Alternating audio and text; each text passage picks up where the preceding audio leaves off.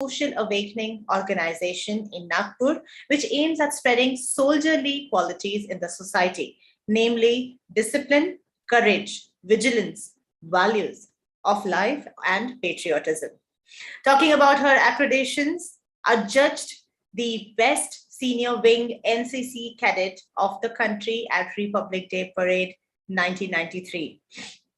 She's also been awarded gold medal by the then Prime Minister of India, Mr. P.V. Narasimha Rao, at Republic Day function at New Delhi. She's also been awarded Shikshan Samarpan Award by Sakal Group of Newspaper and JD College of Engineering in the year 2019. She was also awarded as Outstanding Woman of Nagpur for exemplary social work by the Nagpur Municipal Corporation in the year 2019. Well, I am truly honored to be introducing you and having you live on this online conclave. A very, very warm welcome to you, Flight Lieutenant Shivali Deshpande. Khub khub swagat hai tumsa. Your mic is on mute. I request you to kindly unmute it.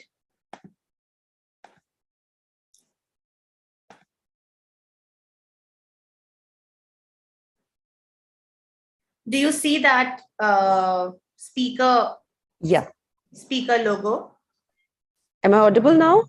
Yes, you are audible now. A very warm welcome to you. It looks so beautiful today.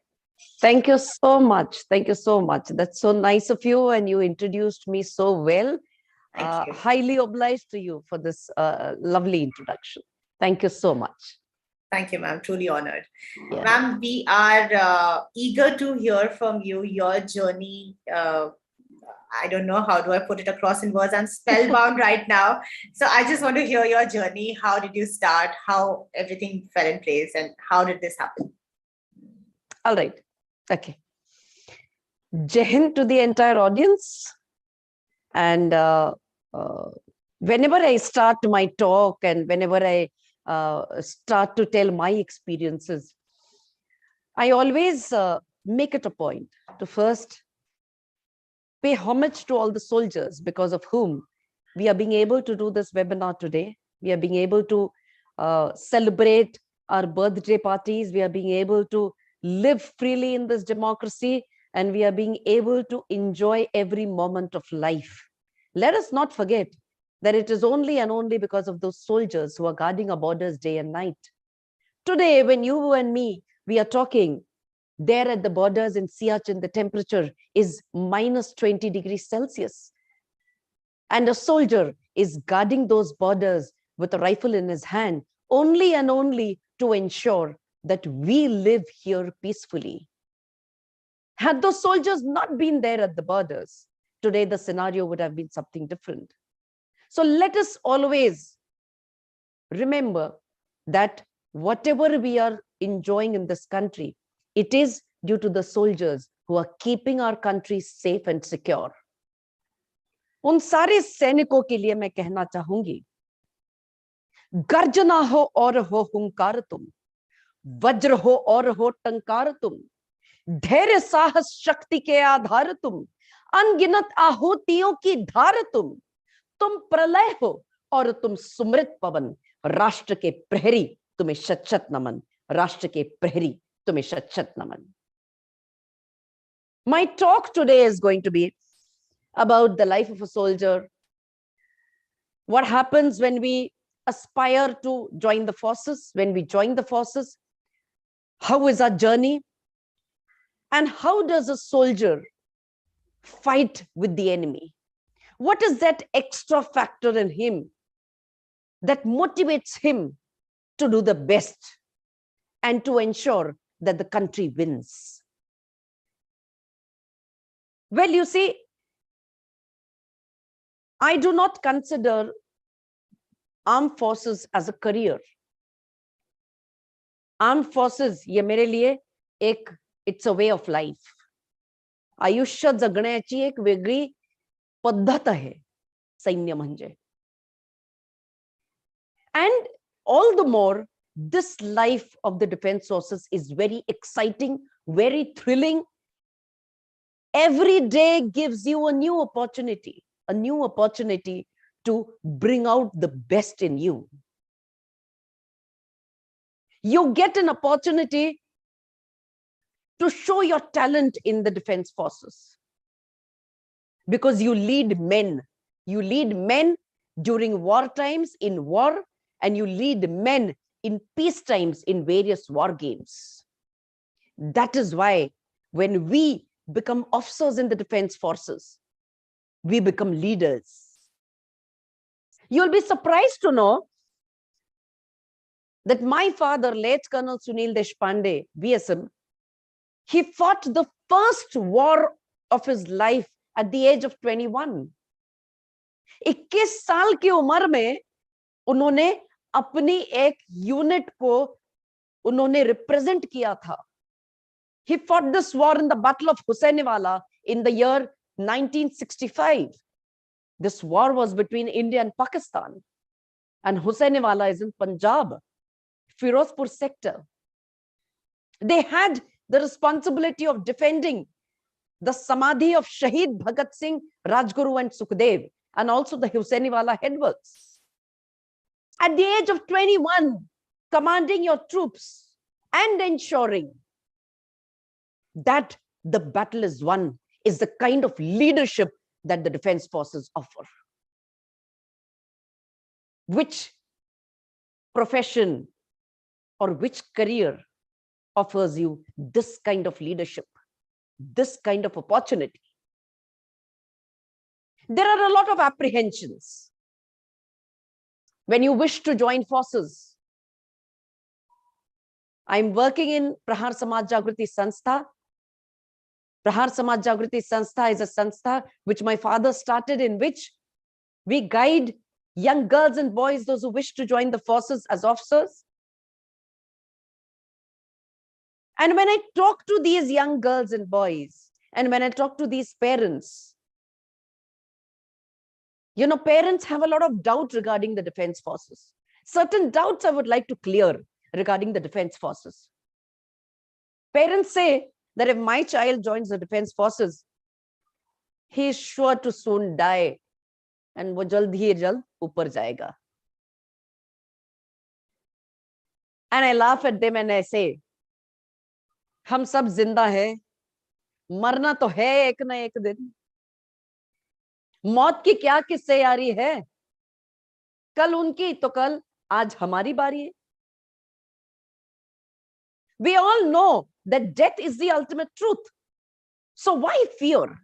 Why fear and not pursue the life of your interest? You never know. You're going by a vehicle, two-wheeler, you might meet with an accident and something might happen. There was a study carried out after the Second World War that how many bullets were fired in the battlefield and how many soldiers died. You would be surprised to know, and probably, you know, it'll put a smile on your face. 1,27,000 bullets were fired in the battlefield. That is the time when one soldier died. Now you might say that, you know, ma'am, Second World War is a long time back. Talk of today. So we'll talk of today. 1999, the Kargil War, the Indo-Pak War. This was the latest conventional war that was fought between India and Pakistan. This war lasted for 70 days. कितनी गोलियां चली और कितने गोले बरसे 70 दिनों में. But only 527 soldiers were martyred. But if you look at the road accidents, in every minute, one person, one youth dies in road accidents in our country. So now you tell me, what is safer, your roads or the battlefield? And wars do not happen every day. गाए जा मस्ती के तराने, ठंडी आहें भरना क्या? अरे मौत आई तो मर भी लेंगे, मौत से पहले मरना क्या? Why should we fear death, think of death, and die 100 times before it actually comes? And refrain ourselves from doing something in what we are interested. एक आपको बहुत दिलचस्प कहानी बताती हूँ. This story is from the 1971 war, the Indo-Pak War. And in this war, my father had again participated. So Major Nizamuddin and my father, Major Deshpande, they were told that they have to enter the enemy territory and they have to capture a particular post. जो वक्त चुना गया था वो वक्त था रात के 2 बजे का. अब रात के 2 बजे का वक्त क्यों होता है? क्योंकि रात को यूजुअली दुश्मन सोता है और रात को उसके ऊपर हमला करके एक प्रकार का शॉक एक्शन क्रिएट होता है. मेजर निजामुद्दीन और उनके साथ कुछ सैनिक, मेजर देशपांडे और उनके साथ कुछ सैनिक, ये लोग अपने स्टार्ट लाइन से रात के ठीक 2 बजे निकल पड़े. लेकिन कहीं पर भी हमारे फौज में हम जब एक्शन करने जाते हैं या किसी मिशन में जाते हैं या जब भी किसी युद्ध में जाते हैं, तब जरूरी यह होता है कि हमने हमारा भी और हमारे सैनिकों का खून गर्म करना चाहिए. You know, it is in English, it is called the final pep talk before you're unleashed into the battlefield. My father belonged to the Maratha light infantry. सगळे सैनिक हे आपले महाराष्ट्राचे होते आणि त्या सगळ्या जवानांना जोश देताना या सगळ्यांनी म्हटलं, व्हा पुढे आम्हा धनाजी बाजी सांगती, वीर हो उठा कडाड तात नवबती, विजय घोष दुमदुमे पुन्हा दिगंतरी, पूर्वजा परी आम्ही अजिंक्य सत्वरी, घेऊ शत्रूवरी झेप वाघा परी, मृत्यू आम्हा पुढे घाबरे, मर्द आम्ही मराठे खरे. और ये लोग वहां से निकल पड़े. चुपचाप निकलना था. खून गर्म हो गया, जोश आ गया है, दुश्मन पर अब टूट पड़ना है, लेकिन शांति से जाना है. एक प्रकार का दुश्मन के ऊपर सरप्राइज एक्शन करना है. इसलिए धीरे धीरे ये लोग जा रहे थे. दाहिनी तरफ से मेजर देशपांडे, बाईं तरफ से मेजर निजामुद्दीन और उनके सैनिक, ये दोनों टोलियां ये लोग जा रहे थे धीरे धीरे. जैसे ही दुश्मन के 200 गज करीब आए, वैसे ही अचानक से फायरिंग शुरू हो गई उधर से. This means that the surprise was lost. The enemy knew that the attack is coming from this end. तो जब फायरिंग शुरू होती है, जरूर naturally you have to retaliate, you have to give back the fire. Maratha regiment होने की वजह से Maratha regiment का युद्ध घोष है, बोल छत्रपति शिवाजी महाराज की जय. इन्होंने अपना युद्ध घोष पुकारा, बोल छत्रपति शिवाजी महाराज की जय, और टूट पड़े दुश्मन के ऊपर. 1 घंटा घमासान लड़ाई हुई. 1 घंटे के बाद मेजर निजामुद्दीन और मेजर देशपांडे को दिखा कि दुश्मन पीछे भाग रहा है वापस, अपने कुछ लाशें छोड़कर. तो जब भाग रहा था, तब जरूरी यह था कि हम वहीं पर डटे रहें और लड़ते रहें. जब दुश्मन भाग गया, तब मेजर निजामुद्दीन और मेजर देशपांडे ने सोचा कि हम अपने सैनिकों को गिनते हैं, उनसे बात करते हैं, पूछते हैं सब ठीक ठाक है ना. बाएं से दाहिने की तरफ निजाम जा रहे थे और दाहिने से बाएं की तरफ मेजर देशपांडे जा रहे थे.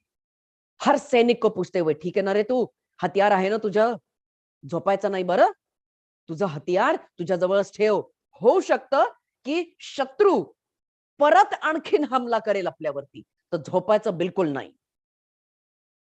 ऐसे करते करते, बात करते करते दोनों एक दूसरे से मिले. और जब मिले तब वक्त हो रहा था करीब सुबह 4:30 पौने 5 बजे का. हल्की सी रोशनी आ रही थी, हल्का सा सूरज. देशपांडे ने देखा कि निजाम के गाल पर कुछ लाल लगा है. देशपांडे ने कहा, अरे निजाम, तूने पान खाया? निजाम कहता, अरे क्या मजाक करता है तू, यहां युद्ध भूमि में मुझे पान कहां मिलेगा? देशपांडे कहता, अरे नहीं यार, तूने पान खाया है, देख तेरे यहां पर पूरा लाल लगा हुआ है. निजाम ने जैसे ऐसे किया, उसकी दोनों उंगलियां गालों के अंदर चली गई। हुआ यूं था कि जब निजाम जोश दे रहा था, बोल छत्रपति शिवाजी महाराज की जय, जैसे बोला बोल, पाकिस्तान की एक गोली यहां पर लगी और यहां से निकल गई। निजाम का एक दांत भी नहीं टूटा। निजाम को in that heat of the war he didn't even come to know कि उसे गोली लगी है यहां पर, उसे पता भी नहीं चला था। जाको रखे साइया मार सके ना कोई, सिर्फ एक गड्ढा यहां पर, एक गड्ढा यहां पर। लकीली वहां पर हेलीकॉप्टर एम्बुलेंस आया था, निजाम को तुरंत हेलीकॉप्टर में बैठाया। 2 महीने बाद निजाम जब वापस आया, तब निजाम बहुत हैंडसम दिख रहा था, क्योंकि आफ्टर द ऑपरेशन उसके दोनों गालों के ऊपर लाइक दीपिका पादुकोण डिंपल पड़ रहे थे। So join the forces end become beautiful end handsome. और एक एप्रीहेंशन है पेरेंट्स को कि मेरा बच्चा बहुत इंटेलिजेंट है, you know, he is an IITian and he is very intelligent, he scored 96% throughout. I'm not going to send him to the forces to hold a gun and keep firing at the enemy. That's not what my son is made for. My son is made for something much, much bigger. He'll do research and he'll do something great.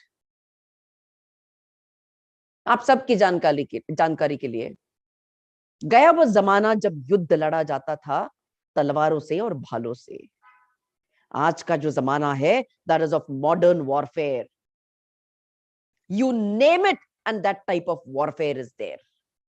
Information warfare, electronic warfare, cyber warfare, biological warfare, chemical warfare, psychological warfare. You name a warfare and it is there. Missile warfare, nuclear warfare, and India today is the 4th country in the whole world to have entered into the space warfare. And that's a very proud moment for our country. So to fight all these warfare, हमको brains की जरूरत है ना। इतने सारे प्रकार के युद्ध अगर हमें लड़ने हैं, तो हमें वाकई में बहुत ज्यादा ब्रेन्स की जरूरत है। तो if your child is very bright and very intelligent, send him to the forces. His intelligence will be sharpened. Every weapon nowadays in the defense forces is computerized. Technology changes every day. You all know since 2020 what all the world is facing, this pandemic. This also is a type of warfare. The cyber attacks that happen, that's cyber warfare and nothing else. To fight all these warfare, we require brains. And we require the youth to join the defense forces. Somewhere I feel that the youth of my country wants a very comfortable life. You don't want a challenging life. Let me tell you, the forces gives you ample amount of opportunities to pursue your sports. If you're good in a particular sport, you will get an opportunity to play not only for the services, but also for the country. You'll get special training. You'll get special coaches if you're excellent in any sport. If you wish to pursue any hobby, the forces will give you special privilege to pursue your hobby as well. Anything you name it, and it is there in the forces. Adventure activity, yes, the forces will give you opportunity to do every kind of adventure. You people might have heard of INS Tarini. Some years back, INS Tarini was the all-woman ship. There were all women on board that ship, naval officers, naval lady officers, who had gone and toured the entire world by sailing. They had created a world record on INS Tarini. We should be proud of our women. भारतीय सेनाओं में महिलाओं ने बहुत उत्कृष्ट काम KIA हुआ है. विंग कमांडर अभिनंदन वर्धमान, हम सबको उनका नाम पता है, गर्व है उन पर।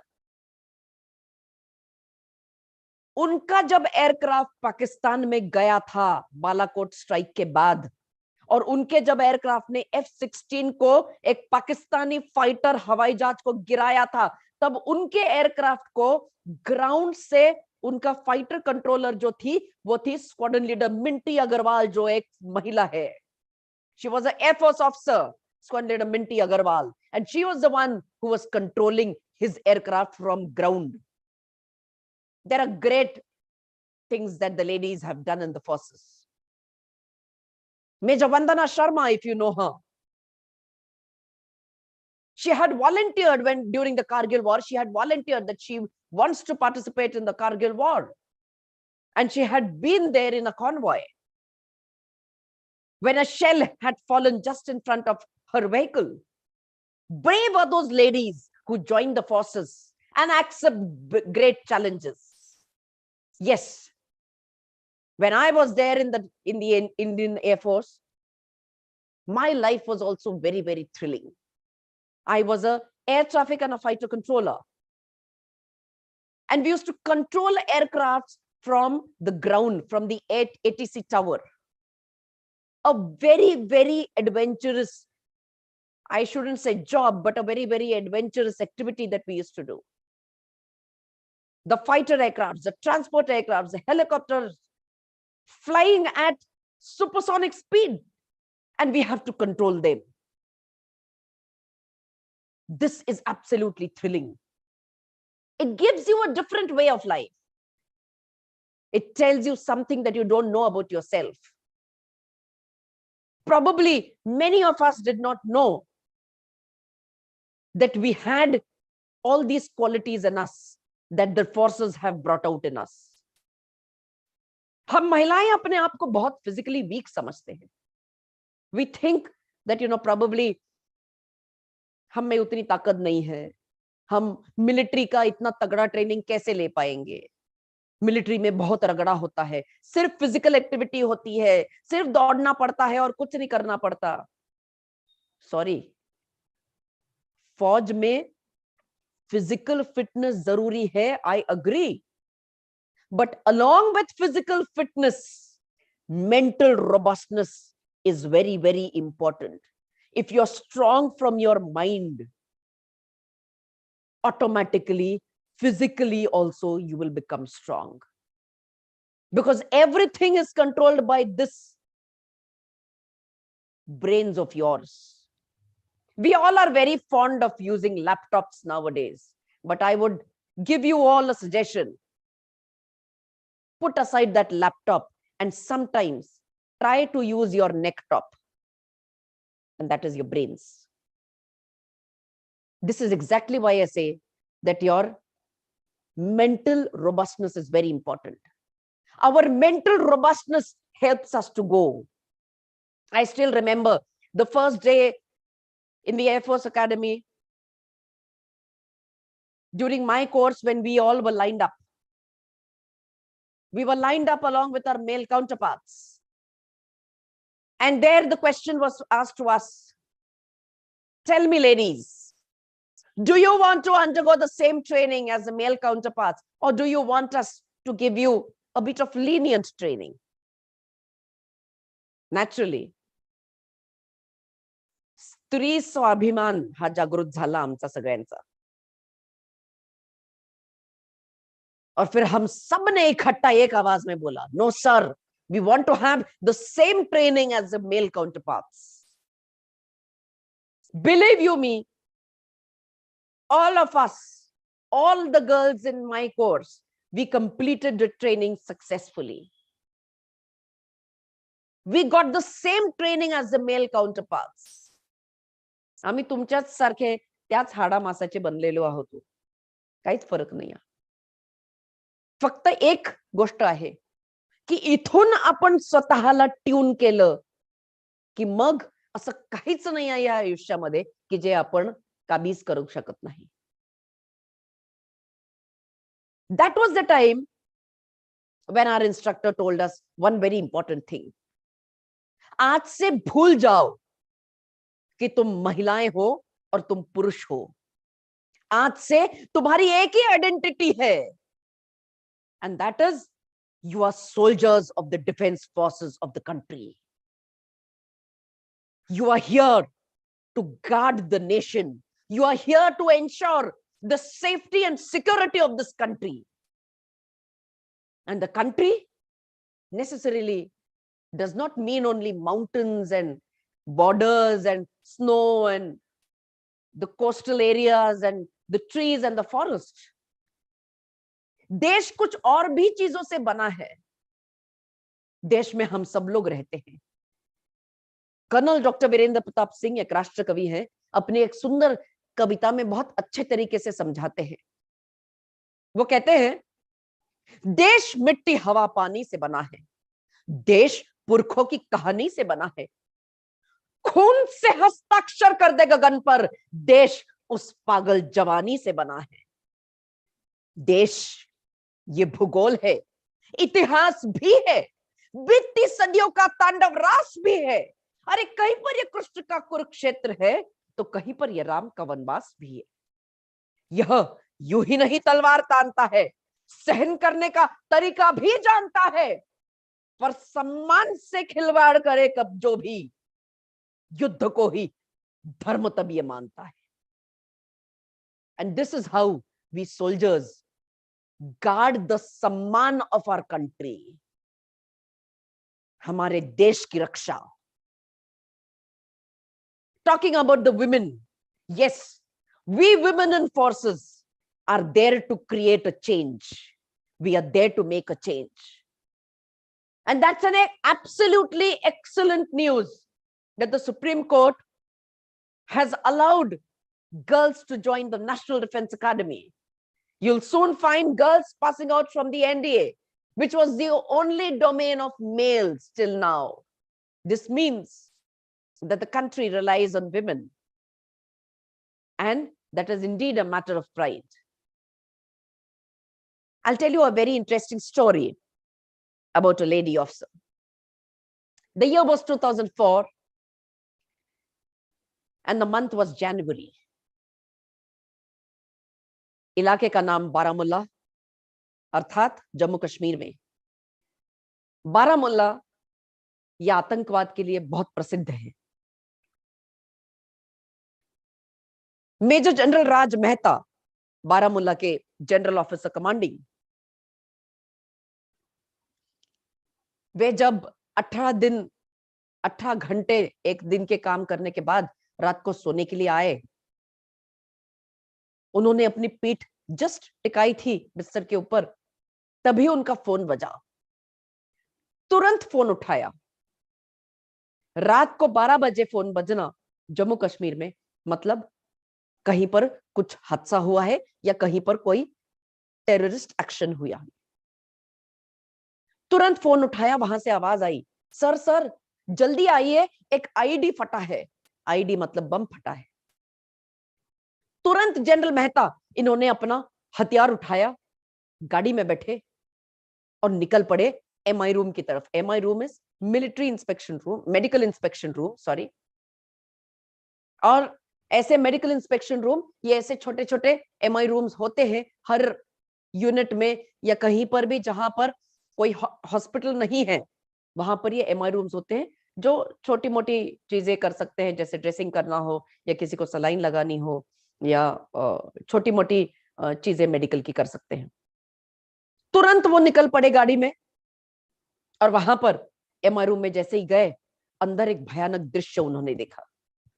उन्होंने देखा कि एक सैनिक ये लेटा हुआ है और captain Devika Gupta army medical corps में कैप्टन थी, डॉक्टर थी, वहां पर खड़ी थी और उसके हाथ टिल द एल्बो पूरे खून से रंगे थे और वो उस सैनिक के पेट के ऊपर स्टिचेस लगा रही थी।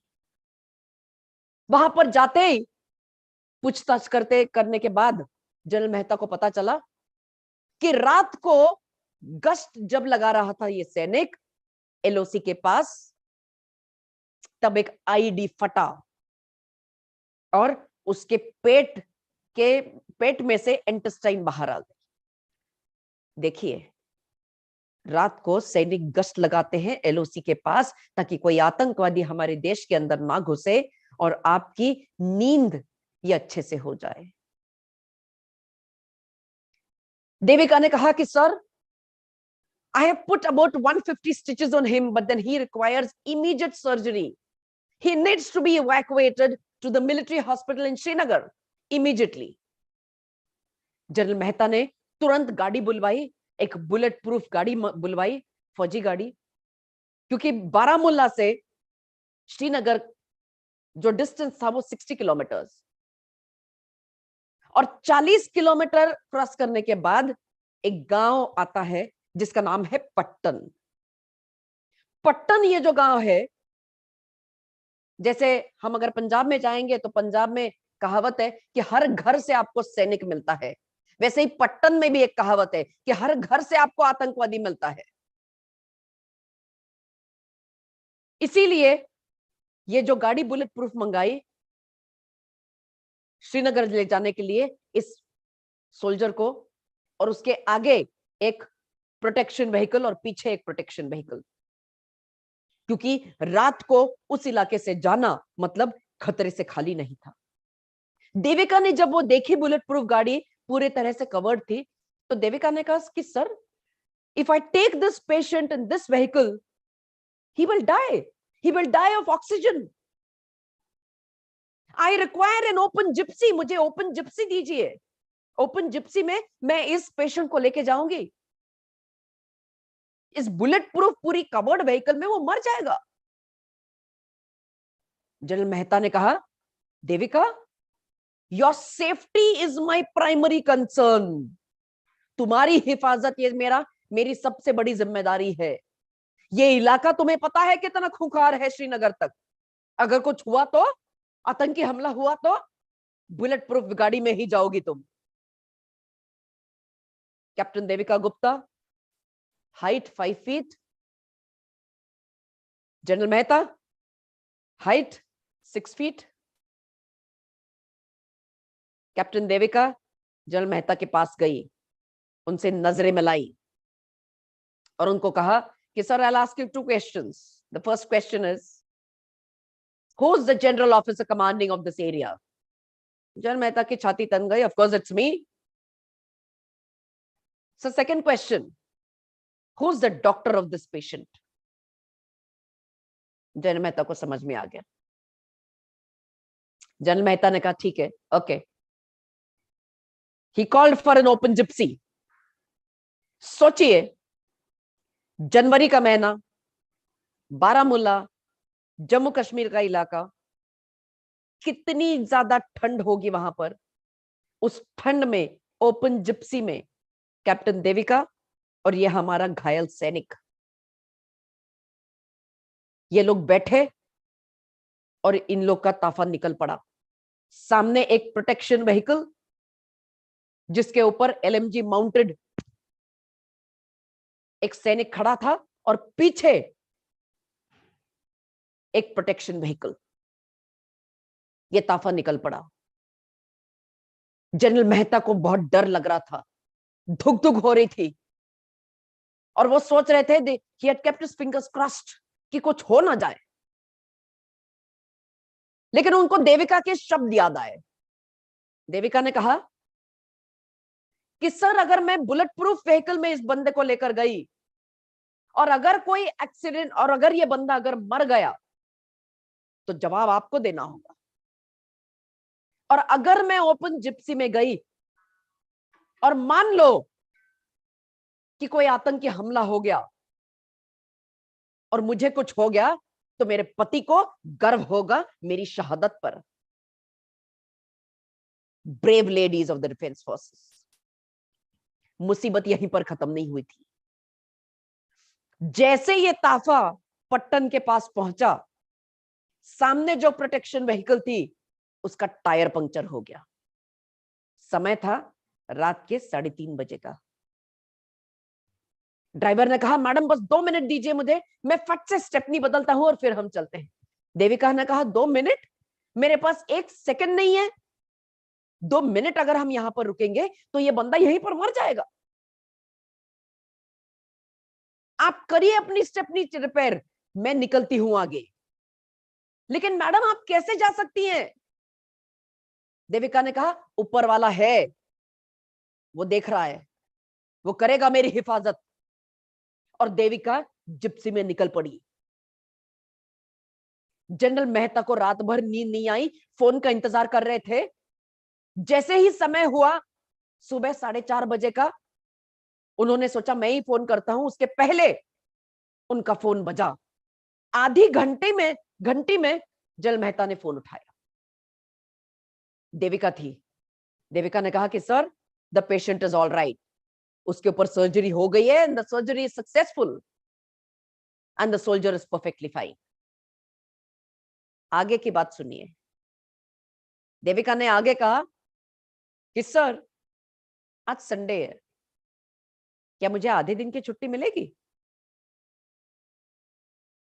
तो जनरल मेहता ने कहा क्यों क्यों चाहिए तुम्हें छुट्टी?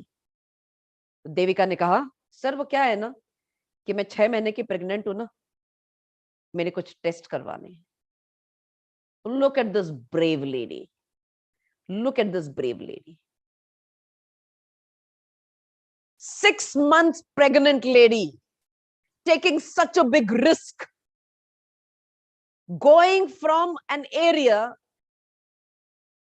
in which you never know what can happen when, and saving that patient. Tremendous. This is the metal of which we lady officers are made. मैं भारत का सिपाही, केवल इतना ही मेरा परिचय है। जान हथेली पे रखता हूं, मुझको न किसी से भय है। देह मिट्टी का, मेरा मस्तिष्क इस परिवेश का है। धमनियों में दौड़ता फिरता ये रक्त मेरे देश का है। बंधनों के मोह सारे आज पीछे छोड़ आया, सामने है लक्ष्य मेरा, देर बस आदेश की है। This is what we are made of. और हम इसी प्रकार, महिलाएं भी भारतीय सेनाओं में तगड़े रूप से, तगड़े जोश के साथ हम काम करते रहते हैं।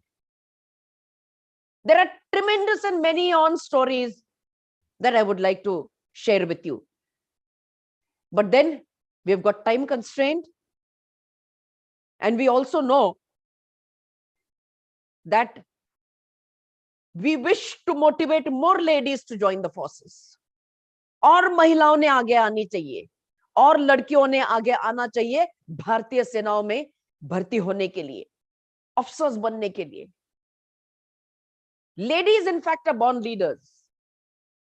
आप घर इतना अच्छा से मैनेज करते हैं, हम परिवार को मैनेज करते हैं। सबसे बढ़िया मैनेजर घर की एक महिला होती है, औरत होती है। और वही महिला जब उन्हीं गुणों के साथ जब भारतीय सेनाओं में जाती है, तब कितनी खूंखार होती है, ये हमने देखा। फ्लाइट लेफ्टिनेंट गुंजन सक्सेना की कहानी आप सबको पता होगी, आपने पिक्चर भी देखा होगा। इसी को कहते हैं निर्भयता। निर्भय होकर हम जब कुछ हासिल करने के लिए जाते हैं, तब वो भी हमें शक्ति देता है। और वो शक्ति इस प्रकार की देता है हमें कि कई बार हम उस शक्ति को अपने आप में सम्मिलित नहीं कर पाते, और तब जाकर होता है इतिहास। इतिहास हम लिखते हैं, और इतिहास जब लिखते हैं तब महिलाओं का गुणगान इतिहास में हमेशा होता है। झांसी की रानी लक्ष्मीबाई, रानी चन्नम्मा, ऐसी कितनी महिलाएं हैं। You all should now stand up and work for the change, and change for the betterment, change for the coming girls and the coming ladies who are going to make the future of our country proud, who are going to ensure that the country becomes Vishwaguru very soon.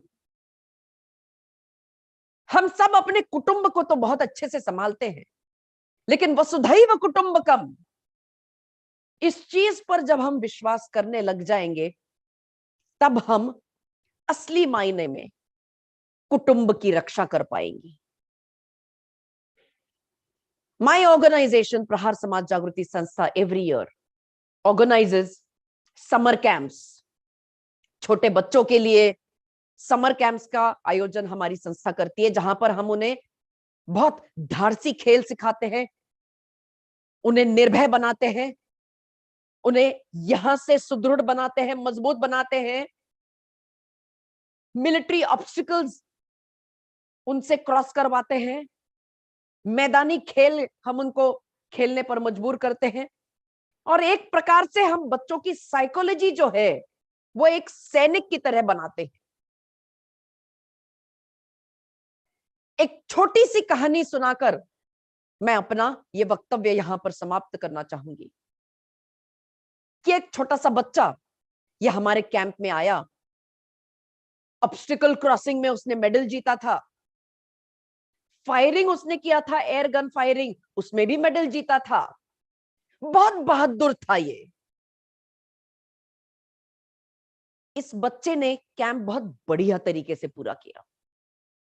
Camp के बाद वो जब घर गया, तब घर में उसने अपने पापा से कहा, पापा चले हम कहीं घूमने चले, we'll go out for a holiday.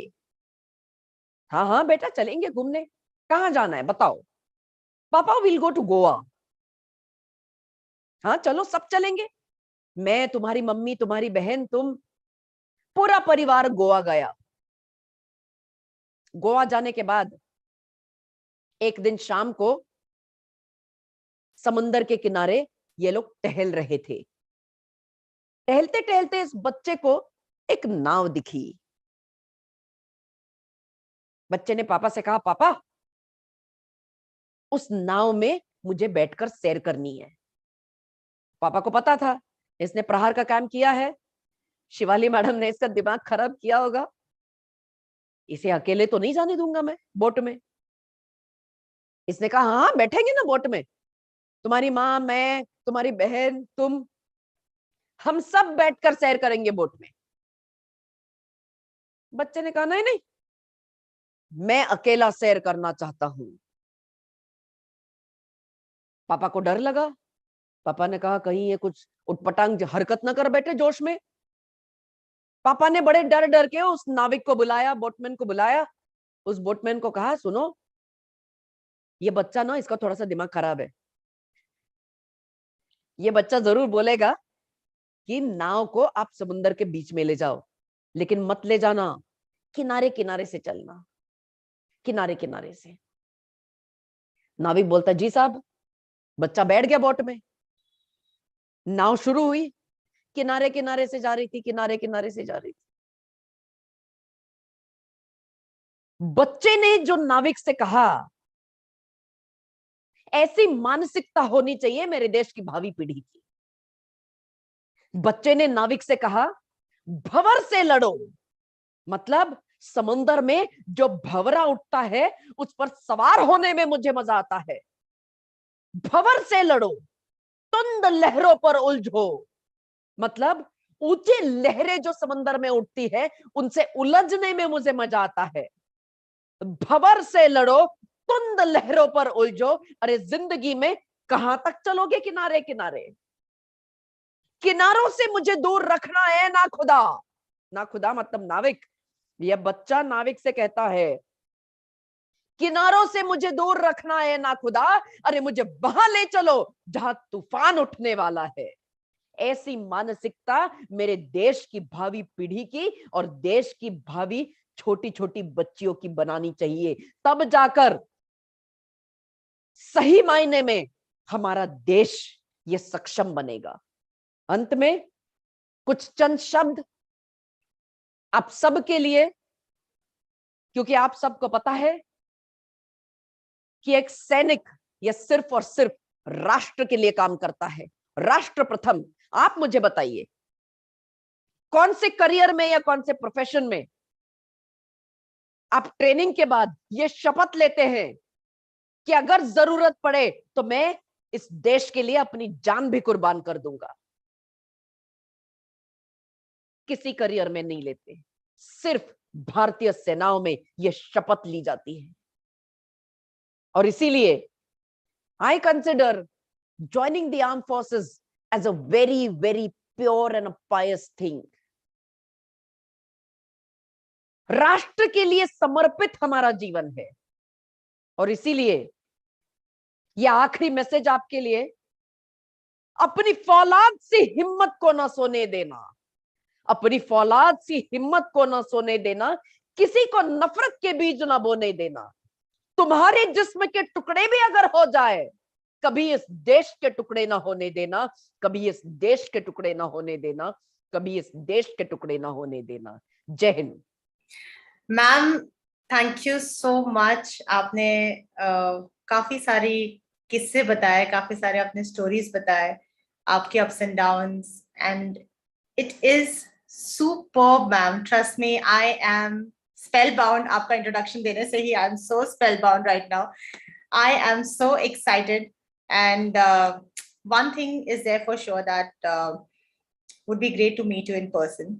Thank It you, would thank be you, same an here. honor to meet you in person. Ma'am, यहाँ पे काफी सारे students हैं, you know, who are so inspired by you. They are so excited already. आपके आपको देखकर ही they are so excited. So, would you like to give them a message, because we believe in this on this platform that the youth is the future of our country, and would you like to give them a message, ma'am? Absolutely, absolutely. And my message to the youth would be, let us not lead the stereotype life. I know that today's life is a very is a life full of competitions, but then let us not go into the stereotype affairs. Use your mobile phones. I call it a 6 inches weapon. And the reason why I call it as a weapon is because you just click something and the message is forwarded.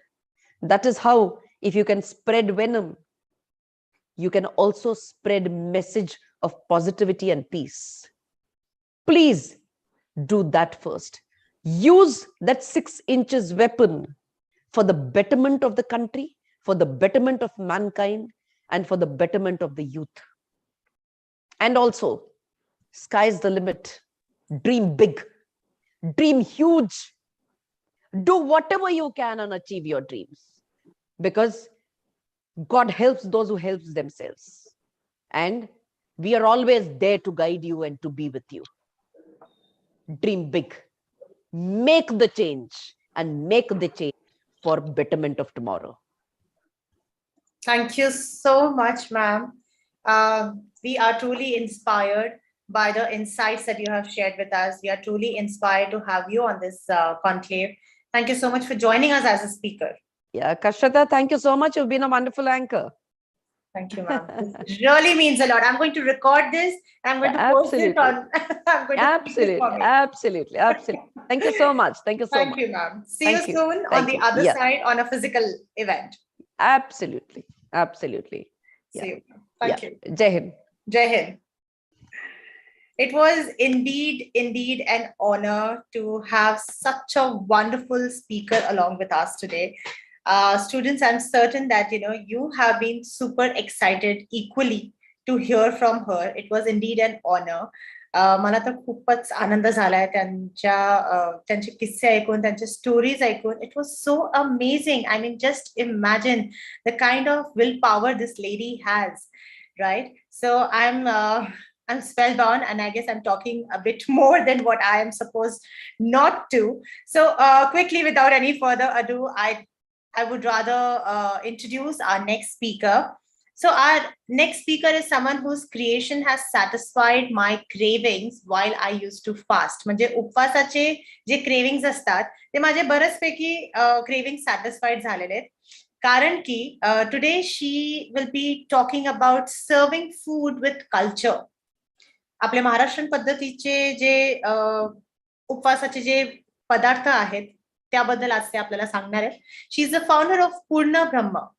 And ladies and gentlemen, in a short while, I'm here to welcome her, because Purna Brahma I don't think so I'm the right person to actually even talk about, but the food is so delicious of Purna Brahma. I just can't stop myself from talking about it, but I'm so excited to welcome her, and I see her live right on this conclave. Ladies and gentlemen, students, please welcome the founder of Purna Brahma, Ms. Jayanti Kathare. तुमचा मनापासून स्वागत. Trust me, ताई, तुमचा जेवण मी जेव्हा पण उपवासासाठी ऑर्डर करायची, it use to be so delicious. म्हणजे मला असं वाटायचं की उपवास केला ना की मज्जाच येणार आहे. पूर्ण ब्रह्मवर्ण आपण ऑर्डर करूया आणि खाऊया मस्तपैकी. तुमचं मनापासून स्वागत आहे ऑनलाईन कॉन्क्लेव्ह मध्ये. धन्यवाद. जय हिंद, नमस्कार एव्हरीबडी. तुम्हा सगळ्यांना माझ्यापासनं म्हणजे माझ्याकडनं हात जोडून खूप खूप मनापासून धन्यवाद की पल्लवी, कशता, तुम्ही लोकांनी इतका अमेझिंग प्लॅटफॉर्म उभा केलाय. सर्वप्रथम तुम्हा दोघींच्या हार्डवर्क साठी तुम्हाला क्लॅप. म्हणजे seriously you ladies are doing such a great work because you want that society should have some kind of chalan walan into it. Correct? आपण म्हणतो ना, the best way to predict future is to create it. Correct. मग त्याची अवहेलना होत नाही. मग त्या विश्वासाचा पाया भक्कम बसत जातो.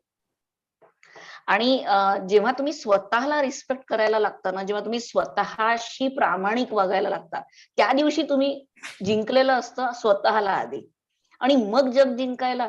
म्हणून ते मी नेहमी एक लक्षात ठेव कशता की मी नेहमी ना एअरपोर्ट वाल्यांचं उदाहरण घेते.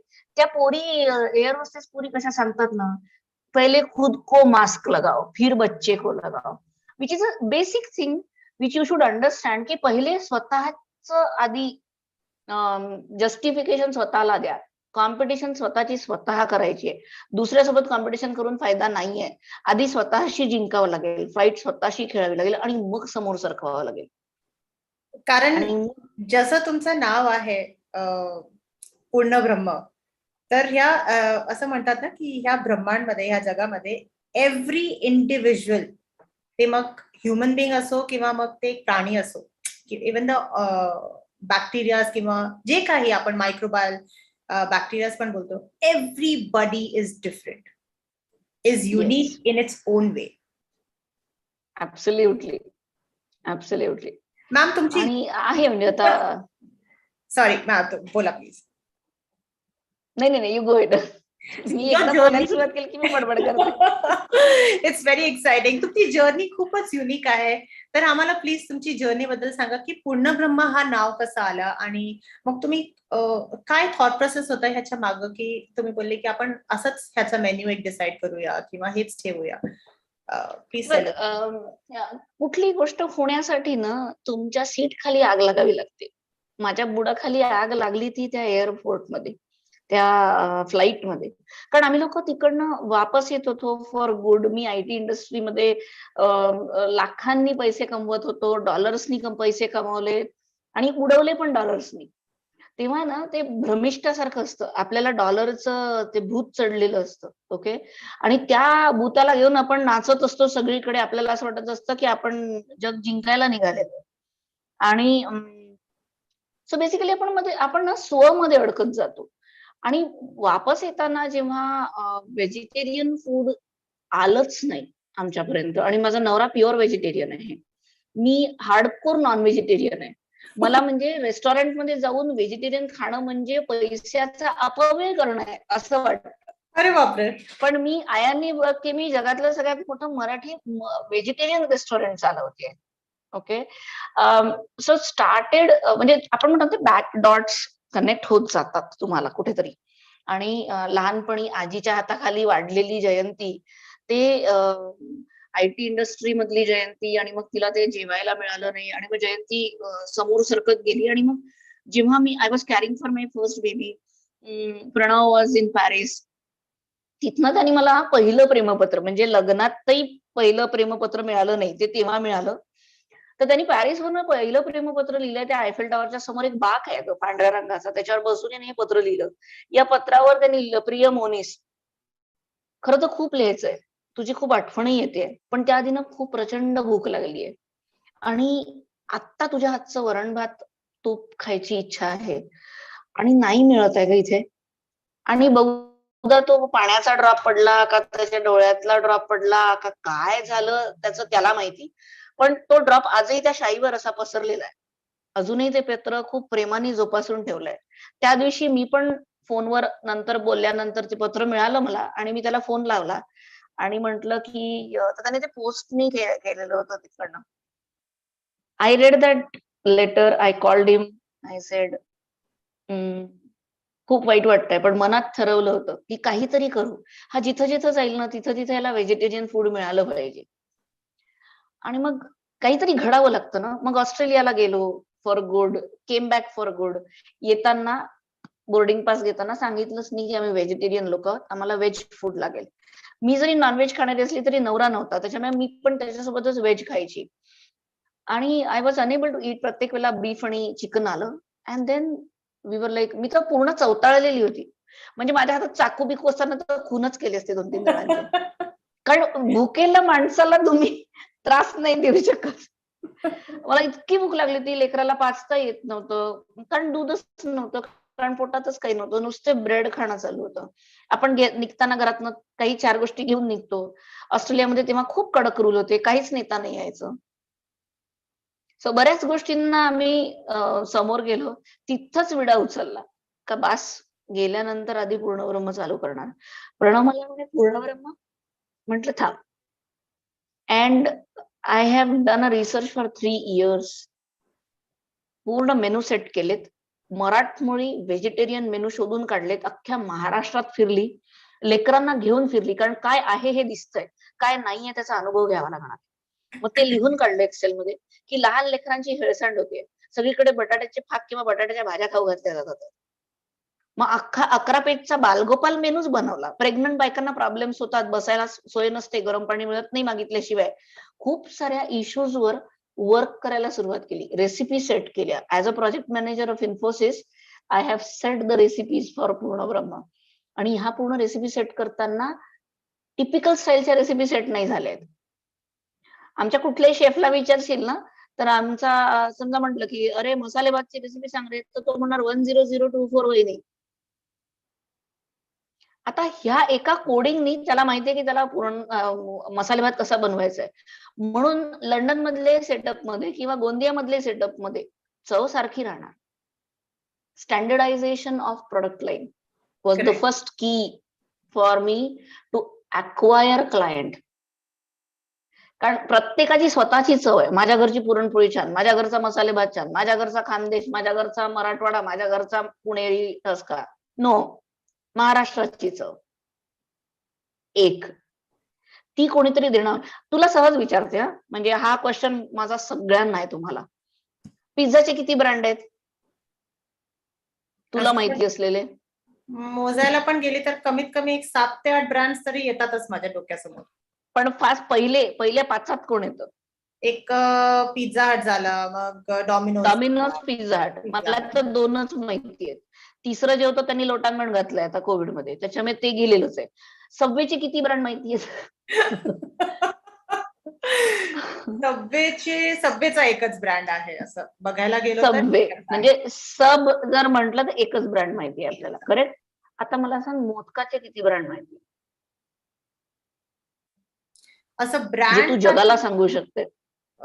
चितळेचे आपण सांगू शकतो असं की मोदक भेटतात But चांगले. there is no modak in Jitale. Not, it is only Jitale is festive. on, Festive yeah, it is only festive.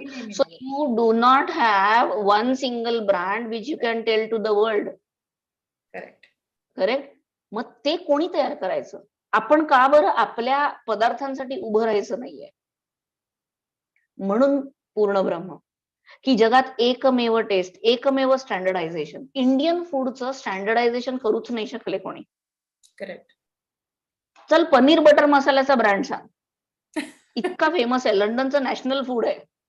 नाहीये, नाहीये, ऍब्सोल्युटली नाहीये. कारण आपल्या इथे एकीने आपण कोणीच उभे राहत नाहीये. प्रत्येकीला वाटतं माझ्या घरचा मोदक, माझ्या घरची पुरणपोळी बेटर आहे. ती चव आहे, पण स्टँडर्ड प्रॅक्टिस एकच आहे ना, ती द्यावी लागेल. करेक्ट, ती आपल्याला जगाला द्यावी लागेल. म्हणून आम्ही लोकांनी सगळं स्टँडर्डायझेशन मध्ये नेलं आणि पूर्ण ब्रह्म चालू केलेलं आहे. So it took me almost 3 years to do all the standardisation practices. आणि ह्याच्यात मी फायदा कशाचा घेतला, म्हणजे काय काय शोधलं, मी उपनिषद वाचून काढली. बृहत अरण्यक उपनिषदामध्ये मराठी पदार्थांचे रेफरन्सेस आहेत, जाऊन वाचून या. इथून तर महाभारतामध्ये उडीपी लोकांचे म्हणजे उडीपी राजे जे होते त्यांनी व्हेजिटेरियन फूड खाऊ घातलेलं आहे, हे सुद्धा रेफरन्सेस आहेत. वाव. सो हा सगळा अभ्यास केल्यानंतर प्रभू रामचंद्रांना का बरं तांदळाची खीर आवडायची, किंवा आपण सगळेजण म्हणतो, मी मोदकाचं परत एकदा उदाहरण घेते, की गणपतीला मोदक आवडतात. आता गणपती कोणाचा मुलगा आहे? साधा शंकर. क्वेश्चन. शंकर आणि पार्वतीचा. शंकर पार्वती कुठं राहतात? हिमालयात. हिमालय हिमालयात कुठून आला खोबरं? नाहीये तिथे. तिथे तिथे नाहीये ना. तांदूळ तिथे कुठे पिकणार आहे? नाही. So there might be a equator shift in those 8,000 years. There might be either equator shift or there might be some other scientific logic behind it. Now let me reveal this logic. There is a scientific reason behind it. आपल्या संस्कृतीमध्ये, आपल्या Indian कल्चरमध्ये स्त्रीला खूप महत्व आहे. स्त्रीच्या पूर्ण फिजिकला केसापासनं नखापर्यंत सांभाळत गेलेले आहे, की ती जर टिकली तर घर टिकणार, ती जर शिकली तर घर शिकणार, ती जर वाढली तर घर वाढणार, असाच आहे ना.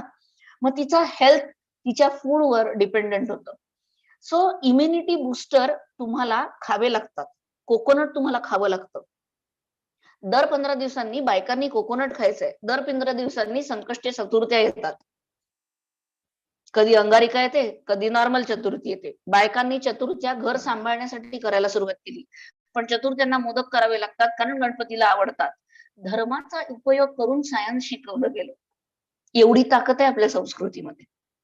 म्हणून मोदकांमध्ये खोबरं घातलं गेलं, त्याचे स्टीम्ड बनवले गेले, जेणेकरून तेलकट जाणार नाही पोटात. तळणीचे मोदक चवीसाठी आले. इतकं छान आहे. एक तुला सांगते, एक फूड आयटम, 185 फूड आयटम आम्ही रोज विकतो. कोणाच्या बापामध्ये एवढी ताकद आहे सांग? हा फरक पडतो जेव्हा तुम्ही अभ्यास करून एखादं काम करता. हा फरक पडतो जेव्हा तुम्ही त्या कल्चरला धरून एखादं काम करता. आणि आम्ही सगळं शिकवत गेलो. कशा आमच्या इथे ट्रेनिंग चालतात. ओके, त्याच्यात त्या ट्रेनिंग मधला एक खूप सुंदर किस्सा सांगते. आमच्या इथे प्रेग्नंट बायका आल्या की गरम पाणी द्यायचं, हा रूल आहे. ओके, आणि इन्फंट मदर आल्या की ओव्याचं पाणी द्यायचं, हा सेकंड रूल आहे. ओके, द्यायचंच आहे. तिच्या हातात लहान लेकरू दिसलं की तिला ओव्याचं पाणी द्या, कारण तिचं गॅस्ट्रिक फॉर्मेशन कमी होईल त्यांनी. आणि जी प्रेग्नंट बाई आहे तिला आतमधनं गरम होणं आवश्यक आहे, म्हणून तिने गरम पाणीच प्यायचंय, थंड पाण्याला हात लावायचा नाही. हा बेसिक मेडिकल सायन्स सांगतं हे. मग आमच्या इथे एक पुणेरी मॅनेजर होता, तर तो म्हणाला, भाभी वहिनीसा आहे 3 महिन्याचं, प्रेग्नंट बाई कसं ओळखायचं? तर मी त्याला पुणेकरांसारखंच उत्तर दिलं. म्हटलं, बघ, जिचा नवरा किंवा पार्टनर दरवाजा उघडून तिला आतमध्ये घेत असेल, जिचा नवरा किंवा पार्टनर चेअर 3 वेळा बाजूला करून स्वच्छ करून तिला बसायला सांगत असेल, आणि कमीत कमी 3 वेटरला एकत्र आवाज देत असेल, आणि तू राहू दे, तू असं कर, तू तसं कर, या सगळ्या गोष्टी तो एका वेळेला करत असेल, असं समज दोघंही प्रेग्नंट आहे, दोघांनाही गरम पाणी पाज. म्हणजे तुम्हाला थोडस त्याच्यामध्ये तुमच्या बिझनेसमध्ये एक मस्तीवाला पण अँगल आणावा लागतो, सो दॅट वातावरण फक्त संस्कृती राहणार नाही, तर सोबत ते डिसिप्लिन पण मेंटेन होईल आणि सगळ्या सायंटिफिक गोष्टी खूप इझी गो मध्ये फ्लो करतील. मॅम सॉरी, एक खूपच क्रेझी प्रश्न आला, उत्पन्न झाला माझ्या डोक्यात. त्या वेटर जे होते त्यांचं उत्तर काय होतं याच्यानंतर? ते म्हणाले, ऐसा 2-3 लडकियां आके गया है. अगं मी तुला सिंपल सांगते, म्हणजे मी तुला आता करून दाखवते. तू जस्ट फन एलिमेंट म्हणलं. हे बघ, एखादी बाई जेव्हा तिची डिलिव्हरी, म्हणजे ती प्रेग्नंट आहे, ही टेस्ट करते त्या याच्यावर, प्रेगा टेस्टवर काय ज्याच्यावर करत असेल, तिला ते पॉझिटिव्ह दिसतं, ती जाताना नवऱ्यासोबत एकदम टाम टीम करत जाते दवाखान्यात. जेव्हा डॉक्टर म्हणतात की हो तुम्ही प्रेग्नंट आहे, अगं बाई गं. म्हणजे नेक्स्ट मोमेंटला त्यांचे ऍटिट्यूड चेंज होतात. माझं काय म्हणणं आहे, जेव्हा तुम्ही स्त्रिया, वुमन आंतरप्रेन्योरशिप, वुमन्स डे, हे सगळं सेलिब्रेट जोवर आपल्याला करावं लागतंय ना, तोवर हे समजा की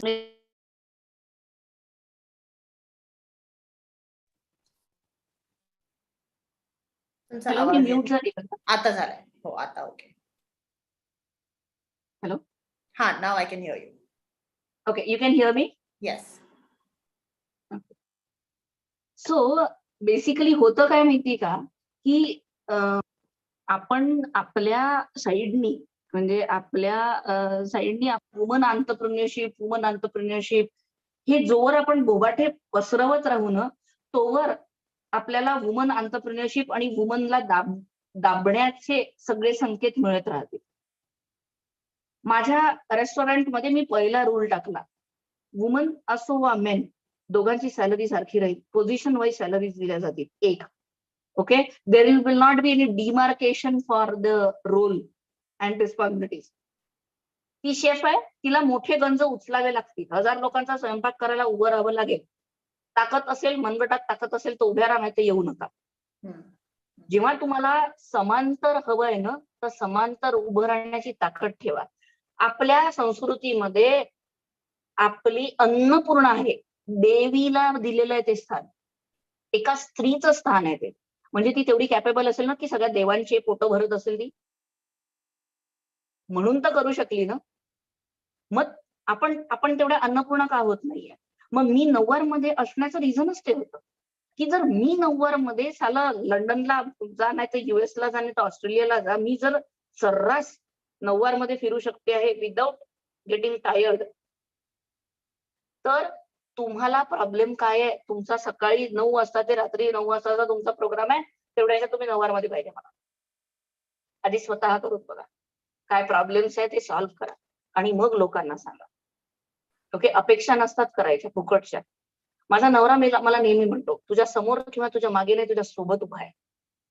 पण मी त्याला सांगते, हे वाक्य म्हणून तुला पूर्ण ब्रह्ममध्ये फुकट खायला मिळणार नाही, बिलं मोजावी लागतील. Very clear with your thought process, very focused. 36,000 Domino's, 5,000 पूर्ण ब्रह्म, डेफिनेटली. आणि करणार. म्हणजे माझे काही मित्रमैत्रिणी म्हणतात, काय बीपी, अब तो असली लाइफ चालू हुआ है, अब खेलना सीखो, अब आगे बढ़ना सीखो. ठीक आहे. आणखीन एक फक्त याच्यात सांगते का दर्शका, बघा आता थोडस बिझनेस अँगलनी आला बघा. अनऑर्गनाइज सेक्टर जो आहे, 90% economy is handled by unorganised sector. Organised sector फक्त 10% आहे. ओके, या अनऑर्गनाइज सेक्टरमध्ये हॉस्पिटॅलिटी पण येते. ओके, आमचे रेस्टॉरंट बिझनेस पण त्याच्यातच येतात. आम्ही याला ऑर्गनाइज करत आणतो आणि एका प्रॉपर डिसिप्लिननी तुम्हाला समोर सरकायचंय. जर मला एक बेसिक समजावून सांगायचं झालं की pricing of the food product, US मध्ये, ऑस्ट्रेलियामध्ये, जर्मनीमध्ये गव्हर्नमेंटनी बेसलाईन सेट केलेले आहे की तुम्ही बर्गर $1 खाली विकू शकत नाही. तुम्ही कितीही स्वस्तात केलं तरी $1 खाली तुम्हाला बर्गर विकता येणार नाही. हा बेसलाईन गव्हर्नमेंटनी सेट केलेला आहे. मग आपल्या इथे हा बेसलाईन सेटच नसतो. एक बाई घरातनं स्वयंपाक करत असते, ती फक्त फूड कॉस्टवर MRP सेट करते स्वतःचा. ती म्हणते माझ्याकडचा प्रॉडक्ट चांगला आहे म्हणून लोक माझ्याकडे येतात. चूक, तू स्वस्त देते म्हणून तुझ्याकडे लोक येऊन राहिले. ज्या दिवशी गव्हर्नमेंट हा बेसलाईन सेट करेल ना, त्या दिवशी बघा कोणाकडे कोण जात. ओके, ज्या घरातनं काम करणाऱ्या बायका आहेत, ज्या घरातनं केटरिंग करणाऱ्या बायका आहेत, त्यांनी रिसोर्समेंटचा आपण कॉस्ट ऍड करा. तुमचा नवरा जातो डिलिव्हरीला, त्याचा वेळ, त्याची गाडीचं पेट्रोल आणि तुमची मेहनत, पॅकेजिंग, त्याला लागणारा जिन्नस, ते क्लिनिंगचं जिन्नस, ते डिलिव्हर होईस्तोवरचं सगळं लागणारं everything will actually add your MRP आणि मग तुमचा मार्जिन काढा. रेस्टॉरंट ओनर्स हेच करतात आहेत. आज रेस्टॉरंट ओनर्सवर जेवढं टेन्शन आहे गव्हर्नमेंटचं, किंवा करेक्ट फूड द्यायचंय, ब्रँड्स चालणार आहेत जे करेक्ट फूड देतात आहेत, विदाऊट सोडा, विदाऊट कलर, विदाऊट प्रिझर्वेटिव्ह. आमचा रूल होता आणि आहे, मी जे माझ्या मुलांना रोज खाऊ घालू शकत नाही ते मी दुसऱ्याच्या मुलाला खाऊ घालण्याचे मला कोणीही अधिकार दिलेले नाहीत. त्याच्यामुळे no colour, no preservative, no सोडिक आयटम द्यायचे नाहीत. बनवण्याची पद्धत, ट्रेडिशनल पद्धती शोधून काढल्या आणि तसं तसं समोर सरकत गेलो. प्रॉडक्ट लाईन सेट करताना you have to think a lot. नऊवार का घालता असा प्रश्न विचारतात खूप लोक. इतकं ट्रेडिशनल का बरं? अरे जे विकायचंय त्याची म्हणजे आत्मीयता नको का? तुम्ही महाराष्ट्रीयन आहात हे तुम्हाला सांगता आलं पाहिजे. मीच ब्रँड अँबॅसेडर झाली. कशाला या सेशनला ऐकणाऱ्या बायकांना किंवा पुरुषांना जे आमच्याकडे प्रॉडक्ट लाईन घेऊन येतात त्या सगळ्यांना हा मेसेज आहे माझा. जर ते माझ्याकडे आलेत आणि त्यांनी मला हे सांगितलं, बघा तुम्ही चव घेऊन, म्हणजे माझ्या मैत्रिणींना खूप आवडतं, मी त्या प्रॉडक्टला हात सुद्धा लावत नाही. कारण ज्या प्रॉडक्टचा विश्वास तुमचा स्वतःचा स्वतःवर नाहीये, तुमची मैत्रीण तुम्हाला सांगते की प्रॉडक्ट छान आहे, बघ जाऊन विक, ते प्रॉडक्ट तुम्ही कधीच पूर्णपणे विकू शकत नाही. तुम्हाला त्या प्रॉडक्ट मधलं काहीही माहिती नाही. ज्या दिवशी तुम्ही त्याच्यावर विश्वास ठेवाल त्या दिवशी समोर या. That is how it is. It's amazing. तुम्ही भरपूर गोष्टी सांगितले, पण मला हे पण तुम्हाला विचारायचंय की स्टुडंट्स जे आहेत आता, आय एम शुअर की त्यांच्या मनात भरपूर गोष्टी येत असतील की ना, आता ते काही लोक आहेत जे त्यांच्या लास्ट इयरच्या ग्रॅज्युएशन मध्ये आहेत, may be that's the end of their education world, आणि मग they enter into a professional world, into a corporate world और एनिथिंग जे काही ते करतील.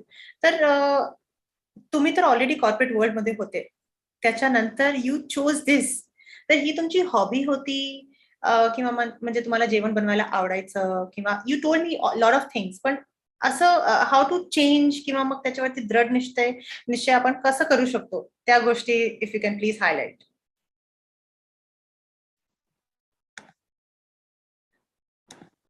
I missed it. पण ती माझी हॉबी नव्हती अगं. म्हणजे it was not my hobby. It was a compulsion on me that somebody else has to start. म्हणजे शिवाजी दुसऱ्याच्या घरात जन्माला यावा अशी अपेक्षा का? आपण स्वकृत आपण ते का नाही करू शकत? टी टेबलला डिस्कशन चालायचे, अरे और कुछ अच्छा चाहिए, अरे पुरणपोळी पाहिजे, अरे अमको पाहिजे, अरे मिसळपाव पाहिजे.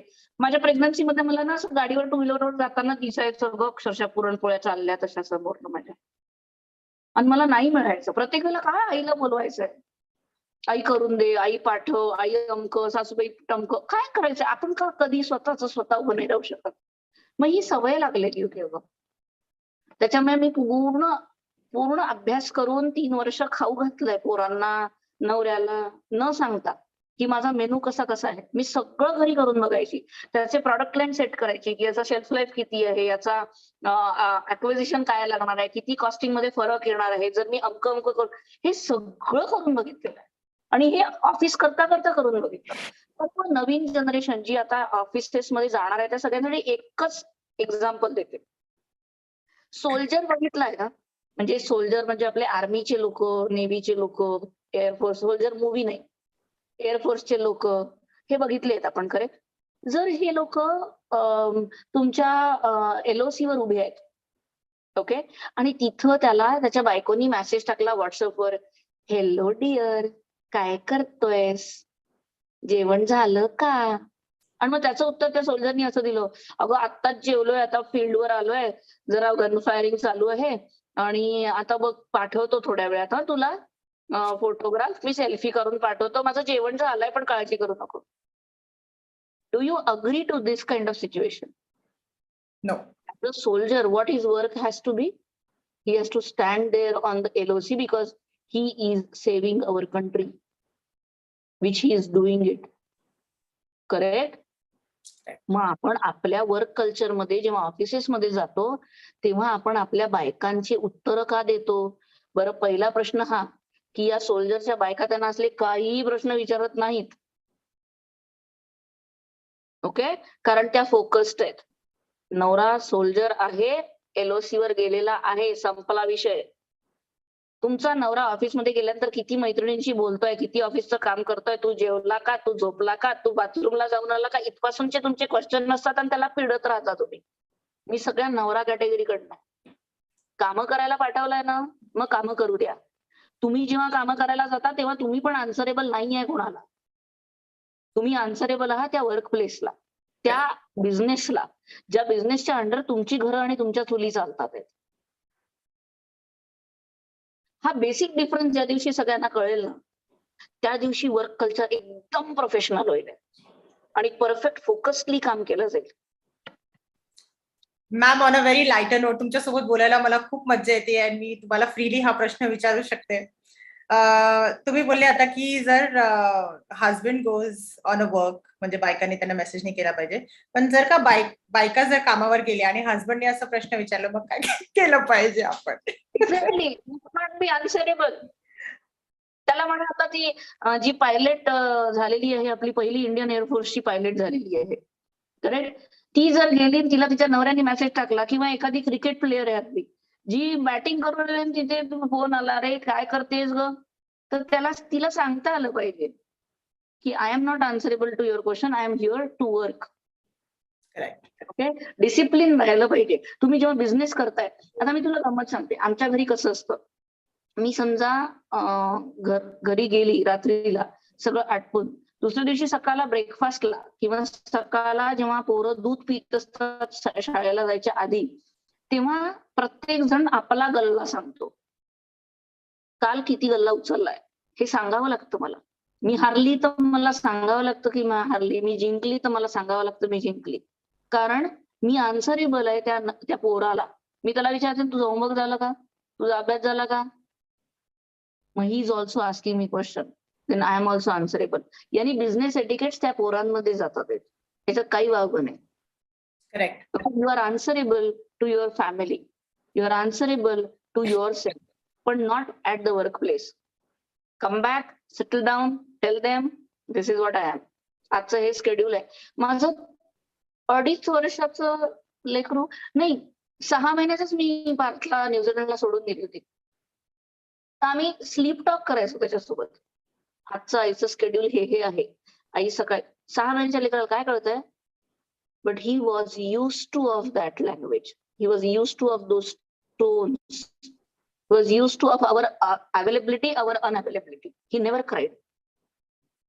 हे खूप प्लॅनिंगनी करावं लागतं, नीट सांगावं लागतं. मी समजा घरी नाहीये आणि जर पोरं वैयतपणा करतात आहेत, तर इंटरनेटचा पासवर्ड चेंज होतो आणि पासवर्ड मिळवण्यासाठी त्यांना 5 प्रश्नांची उत्तरं द्यावी लागतात.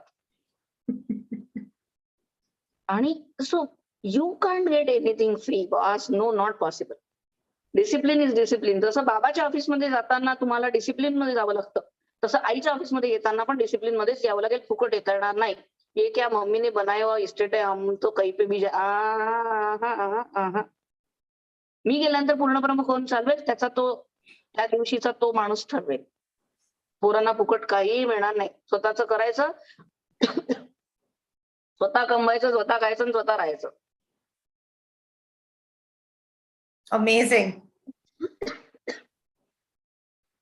वेल, what do I say? खूप खूप आनंद झालाय तुमच्या गोष्टी ऐकून. You are a wonderful person to talk to ma'am, first of all. आणि भरपूर इथे स्टुडंट्स आहेत ऑनलाईन, त्यांना मी सांगणार की त्यांचे जर का काही प्रश्न असतील जे तुम्हाला त्यांना विचारायचे असतील, तर they can just type in their questions and put it on the chat box.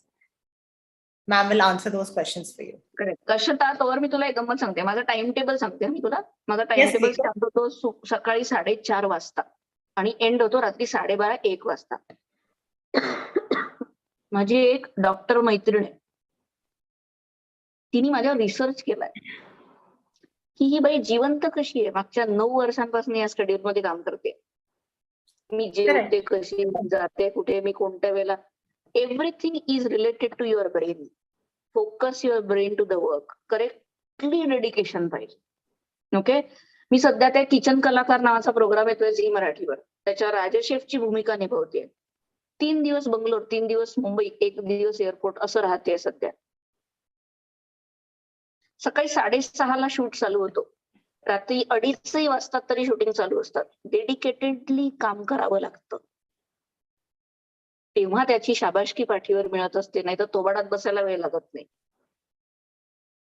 मग तयारी तशी पाहिजे.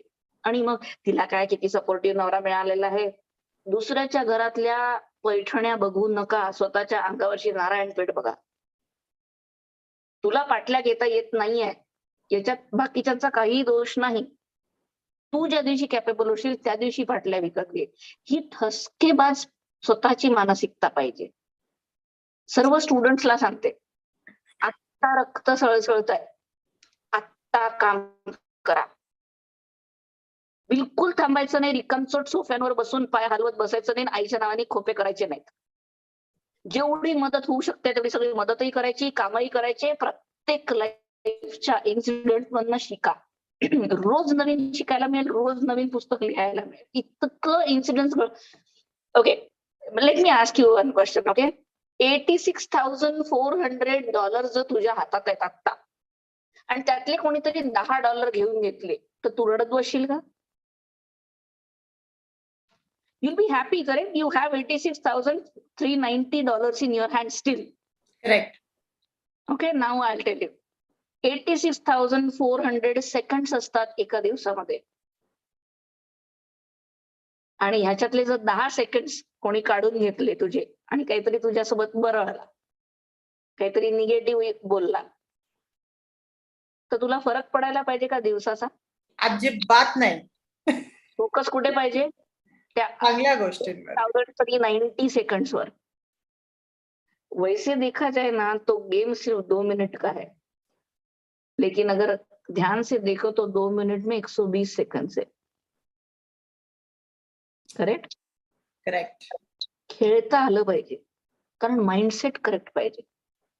दुसऱ्याची लाईन खोडण्याचा प्रयत्न करू नका. स्वतःची लाईन लंबी आखा, लांब आखायची असते. करेक्ट. मॅम, ऑनेस्टली मला तुम्हाला भेटायची खूप तीव्र अशी इच्छा झालेली. आय डोंट नो तुम्ही पुण्यात कधी असणार, but then I would love to meet you and have a conversation with you one on one. And I am certain I'm so glad, ma'am, की तुम्ही हे सगळ्या गोष्टी आम्हाला सांगताय. To be like you, I think it takes a huge process. तसा mindset पाहिजे एकाचा, तसं डिसिप्लिन पाहिजे एकाला. And one has to have that kind of focus. जसं आपण बोलतो ना की follow your passion or follow your passion. You won't feel you're working even a single day in your life. And that completely reflects in you. And we are so honored that you are here today. So I once again would like to ask the students, काही students ni लिहिलं इथे that, you know, Jayanti ma'am, I follow you on Kitchen Kalakar. तुम्ही बोलले आता.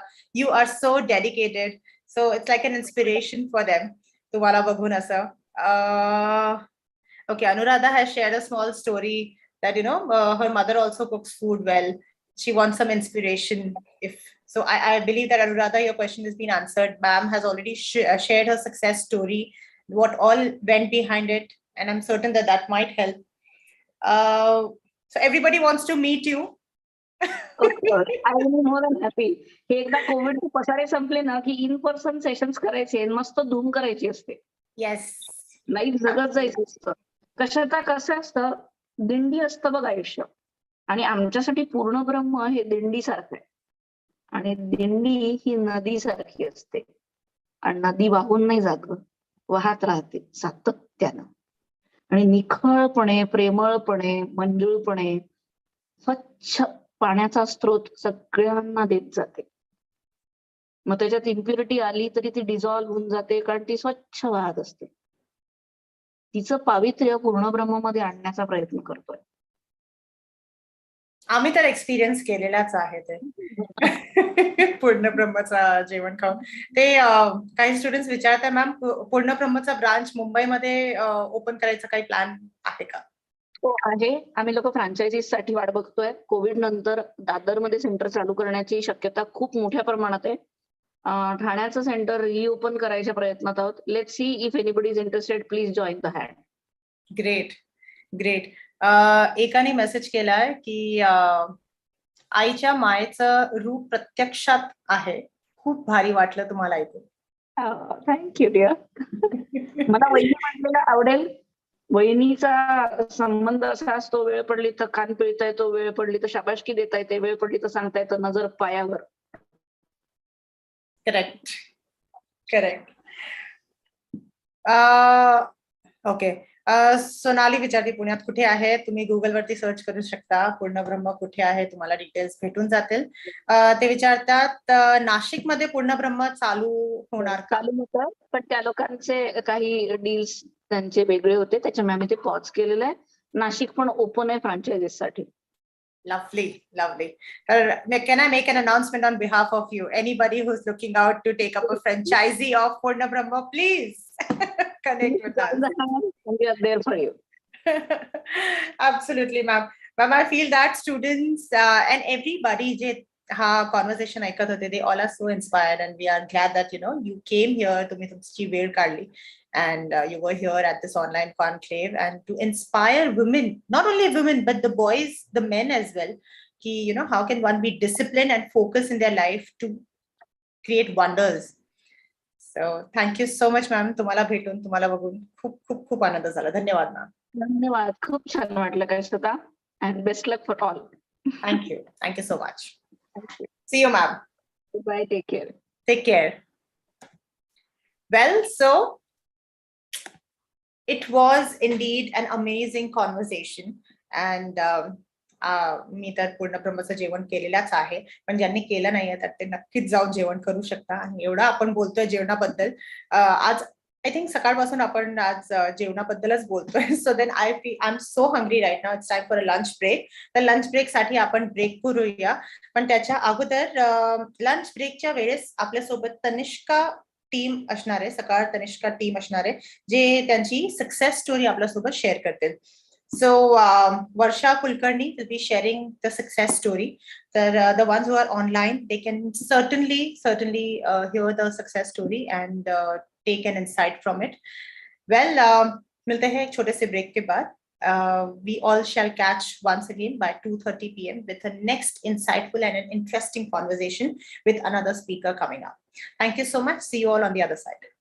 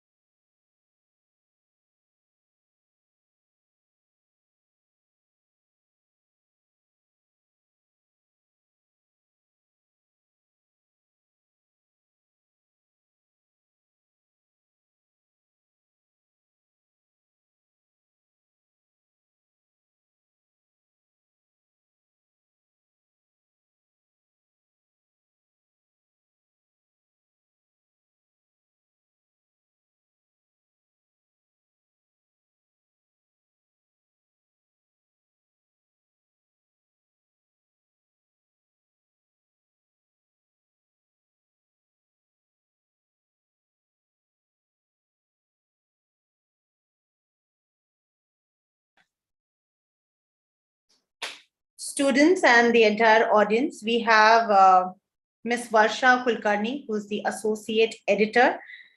She will be sharing the success story, and मैं चाहती हूँ कि आप लोग सभी उस success story को सुने, and you take a look at it, take some insights from it. It's certainly going to help you in the near future. A very warm welcome to Varsha Kulkarni. We are curious to hear the success story from you. Over to you, ma'am. Ma'am, you're on mute. Can you please unmute yourself? आवाज येतोय? हो, येतोय आता. नमस्कार. संवाद महिलांसाठी या सगळ्या मालिकेत तनिष्का व्यासपीठाच्या यशोगाथा, सक्सेस स्टोरीज ऐकण्याची, सांगण्याची आम्हा सगळ्यांना तुम्ही संधी दिली, त्याबद्दल सर्वप्रथम तुमचे आभार. तनिष्कांचा महिलांचा प्रवास हा गेल्या 8 वर्षांपासून तनिष्का व्यासपीठाच्या माध्यमातून एका वेगळ्या उंचीवर पोहोचलाय. तुम्हाला सगळ्यांना माहितीये की सकाळ माध्यम समूहाने जसं तरुणाईसाठी यिनचं व्यासपीठ हे सुरू केलं, त्याच्या आधी महिलांसाठी देखील तनिष्का हे वेगळं व्यासपीठ सुरू केलं. सकाळचे व्यवस्थापकीय संचालक अभिजित पवार यांच्या संकल्पनेतून ही कल्पना प्रत्यक्षात आली. तुम्ही सगळ्या जणी राज्याच्या वेगवेगळ्या भागाचं प्रतिनिधित्व करत असाल. तुम्हाला माहितीये, स्त्रिया सरपंच होतात, ग्रामपंचायतीत काम करतात, आमदार खासदार होतात, अनेक कंपन्यांच्या प्रमुखही होतात, कधी त्या ट्रक ड्रायव्हर असतात, कधी सफाई कामगार, तर कधी बँकेच्या चेअरमन सुद्धा. पण म्हणून स्त्रियांच्या शब्दाला खूप वजन आहे. समाजात स्त्रियांचं म्हणणं ऐकलं जातं. अनेक सामाजिक समस्या सोडवताना स्त्रियांचं म्हणणं काय आहे हे विचारात घेतलं जात नाही. हीच उणीव आणि हीच खंत राज्यभरातील हजारो स्त्रियांनी सकाळकडे व्यक्त केली आणि त्यातूनच तनिष्का व्यासपीठाला सुरुवात झाली. स्त्रियांना प्रतिष्ठा मिळवून देणारं हे त्यांचं हक्काचं व्यासपीठ आहे. गेल्या 8 वर्षात हजारो स्त्रियांनी त्यांच्या कर्तबगारीची मोहर या व्यासपीठाच्या माध्यमातून उठवली. अनेक जणी स्थानिक स्वराज्य संस्थांमध्ये पदाधिकारी झाल्या. अनेक जणींचे व्यवसाय उभे राहिले. काही जणींना तर पंतप्रधान मोदी सुद्धा अगदी व्यक्तिशः ओळखतात. आज जिची यशोगाथा आपण ऐकणार आहोत, जी आपल्याशी संवाद साधणार आहे, ती अपर्णा बांदकर ही अगदी नगर जिल्ह्यातल्या राहुरी तालुक्यातल्या एका छोट्याशा गावातली प्रतिनिधी आहे. गेले 8 वर्ष ती तनिष्का म्हणून काम करते. काय काय घडलं तिच्या आयुष्यात? जर 15 ते 20 जणी स्त्रिया एकत्र आल्या तर त्या त्यांच्या आयुष्यात काय बदल घडवतात हे अपर्णाच्या यशोगाथेवरनं तुम्हाला कळेल. आणि मला असं वाटतं की मी अधिक काही सांगण्यापेक्षा अपर्णाचं म्हणणं आपण आधी ऐकूया, तिचा प्रवास समजून घेऊया आणि मग पुन्हा आपल्या गप्पा आपल्या मर्यादित वेळेत कायम ठेवूया. अपर्णा, तुझा सगळा प्रवास, तुझी ही यशाची गोष्ट आपल्या सगळ्या मैत्रिणींना सांग.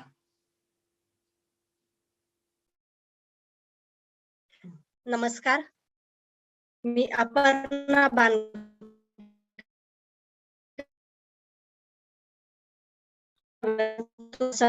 बरोबर संवाद साधण्याची आहे. खर तर झाल्यानंतर मी एक गृहिणी म्हणून काम करत होते, परंतु माझ्या मनात खूप अशी इच्छा होती की काहीतरी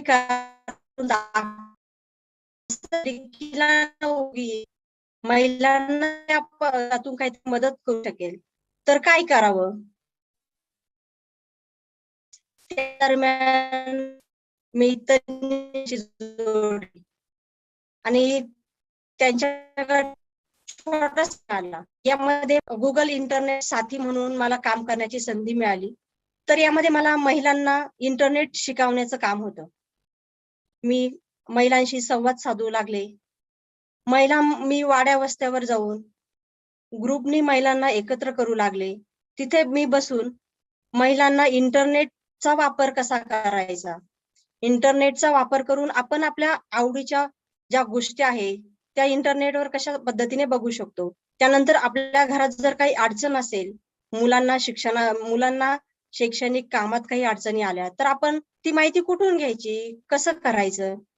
तर हे मी सर्व महिलांना त्यामध्ये दाखवू लागले, शिकू लागले. तर या दरम्यान काय झालं की महिलांशी माझी चांगली मैत्री झाली. तर महिला माझ्याशी मोकळ्या मनाने बोलू लागल्या. तर त्या त्यांच्या प्रॉब्लेम्स मला या ठिकाणी शेअर करू लागल्या. तर महिलांचे प्रॉब्लेम्स म्हणजे काय, तर त्यांच्या आरोग्याविषयीच्या ज्या काही अडचणी आहे किंवा त्यांच्या मुलींना ज्या काही आरोग्याविषयी अडचणी येत असेल किंवा त्यांना काहीतरी काम करायचं आहे, काम करण्याची इच्छा आहे, तर काय करावं? कारण ग्रामीण भाग म्हटला ते बाहेर पडायची परवानगी नाही महिलांना. तर अशा वेळेस मी काय करावं? तर मला जास्तीत जास्त अडचणी ज्या भासवल्या महिलांना ज्या मासिक पाळीविषयी. तर महिला या 4 दिवसामध्ये महिलांना खूप त्रास होत होता. परंतु ग्रामीण भागामध्ये पारंपरिक पद्धत कापड वापरलं जात होतं. आणि हे कापड वापरल्यामुळे शाळेत जाण्यासाठी व्हायचं किंवा किंवा त्यांनी मला सांगितले. तर मला खूप असं माझं मन भरून आलं की खरंच या ग्रामीण भागातील महिलांना आपण काय देऊ शकतो, त्यांच्या अडचणी कशा दूर करू शकतो. तर मी विचार करू लागले, आता मी काय करू यांच्यासाठी. तर मी ठरवलं की मला रोजगार पण द्यायचा आणि महिलांच्या पाळीविषयी अडचण आहे की ज्यांना जे कापड वापरावं लागत आहे, तर ती पण अडचण दूर करायची. कारण मेडिकल जाण्याची महिला जाऊन खरेदी करायला ग्रामीण महिलांना लाज वाटते किंवा त्याविषयी माहिती नाही की असे पॅड्स उपलब्ध आहे की ते आपण वापरू शकतो. तर मी ठरवलं की नाही, मला माझ्या गावामध्ये सॅनिटरी पॅड्स सुरू करा. आता मनामध्ये विचार आला आणि लगेच उभारलं, असं तर होऊ शकत नाही. मग काय करायचं, कसं करायचं, मटेरियल कुठून घ्यायचं? तर मी इंटरनेटवर महिलांना दिवसभर इंटरनेट वगैरे शिकवणं, त्यांना माहिती देणं, ते काम करू लागले. आणि ह्या इंटरनेटचा वापर मी स्वतःसाठी केला आणि मी इंटरनेटवर सर्च करू लागले की मला हे साहित्य कुठं भेटेल.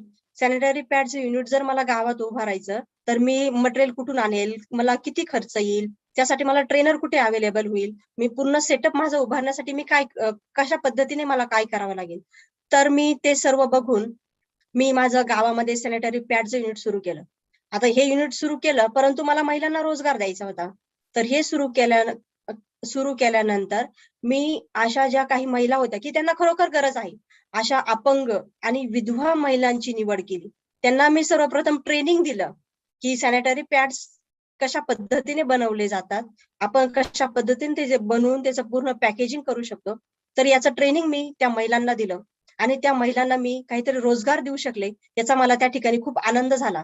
की कारण ग्रामीण भागातील विधवा महिलांना बाहेर पडू दिलं जात नाही, त्यांच्याकडे समाज वेगळ्या नजरेने बघतो. परंतु मी ठरवलं की नाही, यांना मी घराच्या बाहेर काढणार, मी यांना स्वतःच्या पायावर उभं करणार, त्यांना काहीतरी देणार. आणि मी त्या महिलांची निवड केली आणि त्या महिलांना मी त्या ठिकाणी रोजगार दिला. आणि ज्या अपंग महिला होत्या त्या खऱ्या अर्थाने मी त्यांना स्वतःच्या पायावर उभं केलं असं मला वाटतं. आणि ते आज 4 पैसे कमवत आहे. हे ज्यावेळेस शक्य झालं त्यावेळेस, ज्यावेळेस मी काहीतरी विचार केला आणि त्यांना काम देऊ शकले.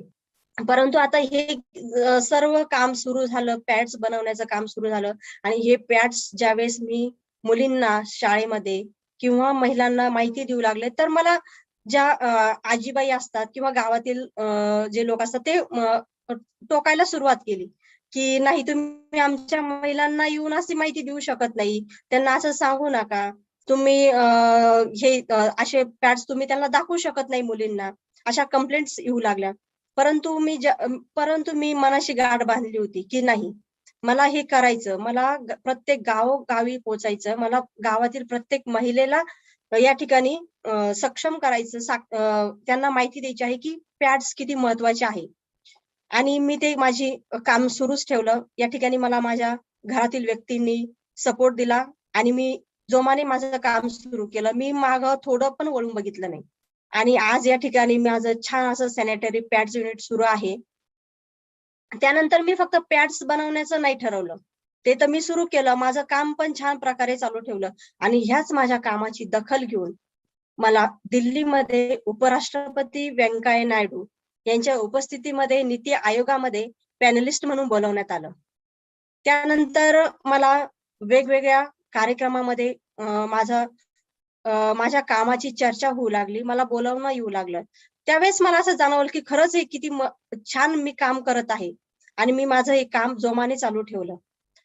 तर मी हे पॅड्स बनवण्याचं काम नाही, तर मी ज्यावेळेस महिलांशी संवाद साधू लागले तर त्यांची वेगवेगळ्या अडचणी सुद्धा मला या ठिकाणी कळाल्या. तर काही महिलांना आर्थिक ज्या अडचणी होत्या की आर्थिक साक्षरतेचे कार्यक्रम मी महिलांना गावामध्ये चालू केले.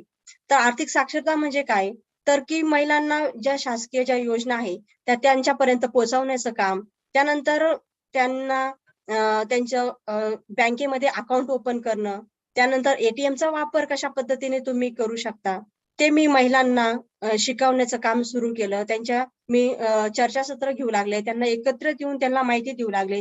त्यांच्या बरोबर मी ऑफिसमध्ये बँकेमध्ये जाऊ लागले आणि त्यांना असे खूप कार्यक्रम मी सुरू केले आणि त्यांना खूप अशी माहिती त्या ठिकाणी दिली.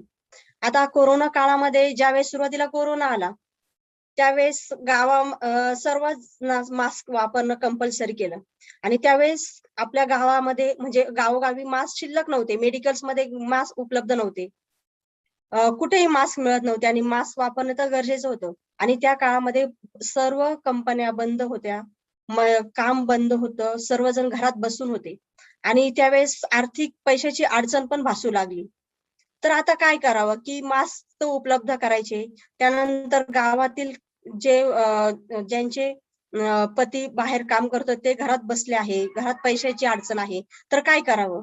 तर मी माझं जे सॅनिटरी पॅडचं जे कापड आहे ते वापरून मी मास्क तयार करण्याची सुरुवात केली. त्या ज्या घरामध्ये मशीन आहे उपलब्ध आहे, ज्या महिला मशीन काम करत आहे त्यांना मी ते मटेरियल दिलं, त्यांच्याकडनं मी मास्क तयार करून घेतले. त्यांना एक प्रकारे मी त्या ठिकाणी मदत म्हणजे जे आर्थिक जे आहे ती पैसे काम देऊन त्यांना ती मदत पण करू शकले, त्यांची आर्थिक अडचण मी त्या ठिकाणी दूर करू शकले. त्यानंतर ज्यांना मास्क उपलब्ध होत नव्हते असे मास्क मी गावामध्ये उपलब्ध करून दिले. मी स्वतः जाऊन घरोघरी मास्कचे वाटप केले आणि एक प्रत्येक महिलाला मी या ठिकाणी रोजगार देऊ शकले. आणि आणखीन एक सांगू इच्छिते की मी आता हे करत असताना मी महिलांशी माझं कंटिन्यू माझा संवाद चालू होता. प्रत्येक महिलेशी मी बोलत होते. तर यातून एक मला असं जाणवलं की हे तर ठीक आहे, परंतु आणखी आता काय करू शकते मी सॅनिटरी पॅडचं युनिट सुरू केलं, आर्थिक साक्षरतेचे कार्यक्रम गावामध्ये राबवले. त्यानंतर मी महिलांना रोजगार देऊन मास्क तयार करून त्यांना एक काहीतरी रोजगार देऊ शकले. परंतु आणखी आता जी नवीन पिढी जी आहे, ज्या नवीन मुली ज्या आहेत त्यांना पण मला आता काय काम द्यावं.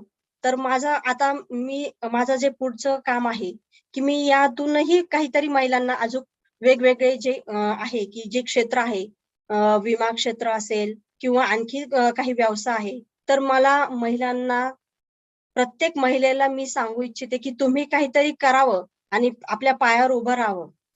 तर माझं एक स्वप्न आहे की माझं जे सॅनिटरी पॅडचं युनिट आहे, जे आता मी सध्या ब्राह्मणी गावामध्ये आहे, तर मला हे प्रत्येक गावोगावी प्रत्येक जिल्ह्यामध्ये माझं पॅडचं युनिट उभारायचं आहे. प्रत्येक गावातील महिलेला मला सॅनिटरी पॅड विषयी माहिती देऊन त्यांच्या आरोग्याची काळजी घेण्याचा माझा मानस आहे. तर मी आतापर्यंत जी माझी वाटचाल आहे त्याविषयी थोडेसे मी तुम्हाला माझं प्रेझेंटेशन दाखवू इच्छिते.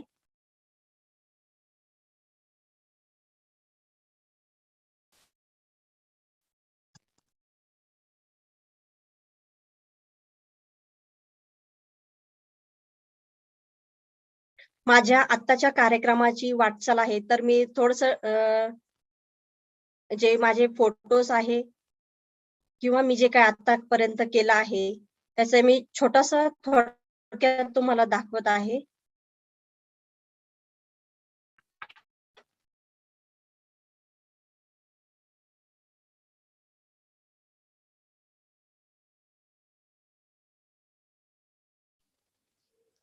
आपल्याला सगळ्यांना अक्षय कुमारचा पॅडमन सिनेमा माहिती आहे की ज्यांनी सॅनिटरी नॅपकिनचा प्रचार प्रसार केला.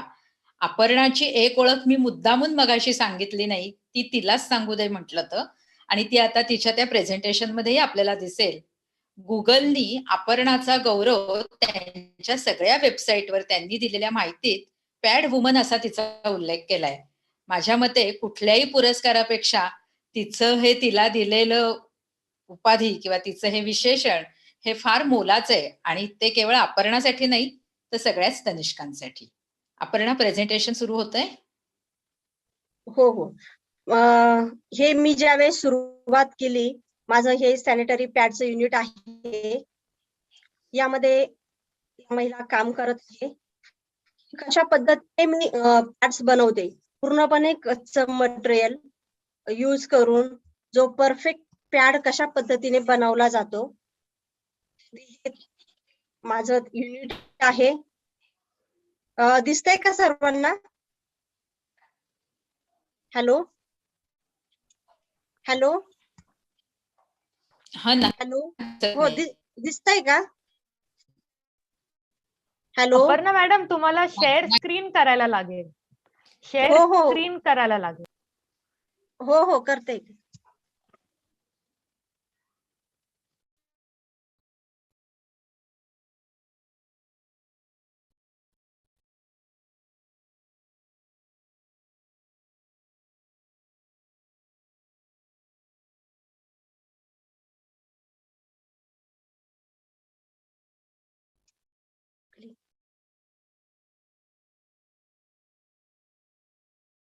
एक मिनिट.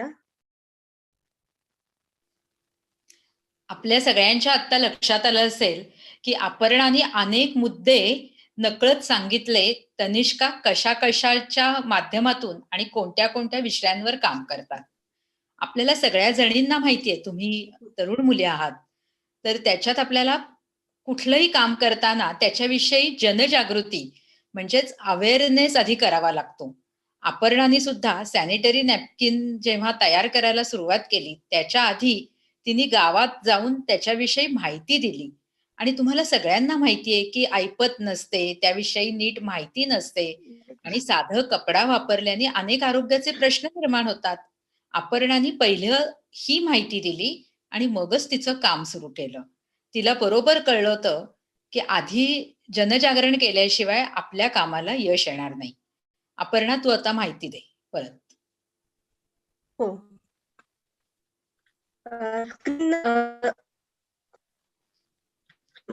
स्क्रीन शेअर आली का? दिसतंय का?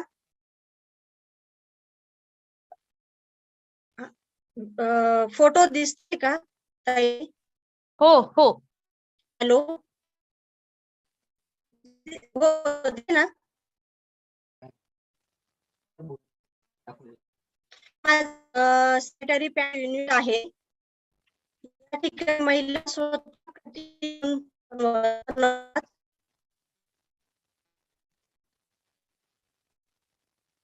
छान असे पॅड्स महिला या ठिकाणी कटिंग वगैरे करून पूर्ण ट्रेनिंग घेऊन इथे बनवत आहे. त्यानंतर मी जे पॅड्स बनवले आहे ते मी वाड्या वस्त्यावर जाऊन महिलांना वाटप केली, त्याविषयी जागृती केली, पॅडचे महत्व काय आहे हे त्यांना पटवून दिले. त्यांना त्यामध्ये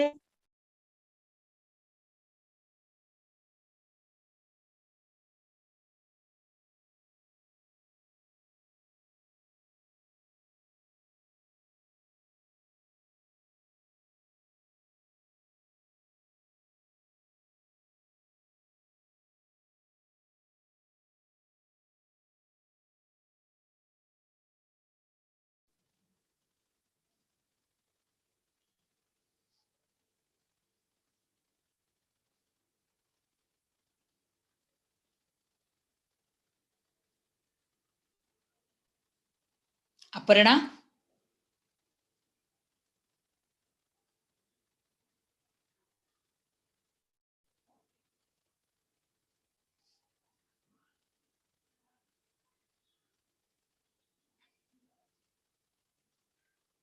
अपर्णा मॅडम, तुम्ही म्यूट वर आहात. अपर्णा, तुझा आवाज येत नाहीये, तू अनम्यूट हो.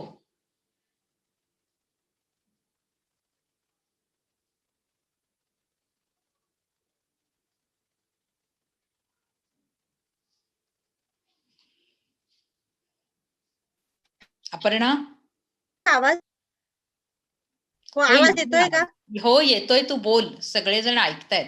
हॅलो हो.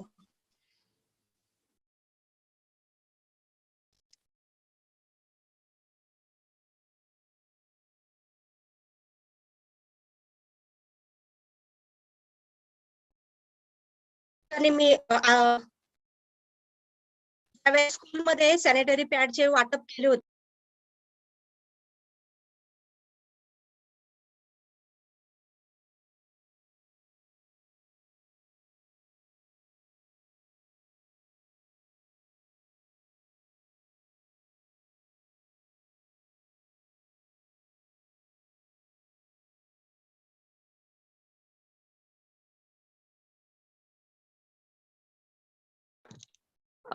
वर्षा मॅम, हा, आय थिंक तुम्ही एक वोट ऑफ थँक्स देऊन रॅपअप करूया, कारण की अपर्णा मॅडमचं नेटवर्क इश्यू आहे. आपण त्यांचं पीपीटी सेपरेटली मी परत शेअर करेल चालेल. When I have a break. तर आय विल चालेल. जस्ट मला एक 2 हॅलो? मिनिटं 2 मिनिटं संधी मिळेल हॅलो? का? हा. Hello, hello. हा ताई आवाज येतोय का? हो, येतोय. हो. मी या ठिकाणी पीपीटी ओपन झाली आहे. या ठिकाणी मी जे कार्यक्रम घेतले होते हे फोटो आहे. मला थोडस नेटचा इश्यू येते, तर मी कंटिन्यू करते पुढचं.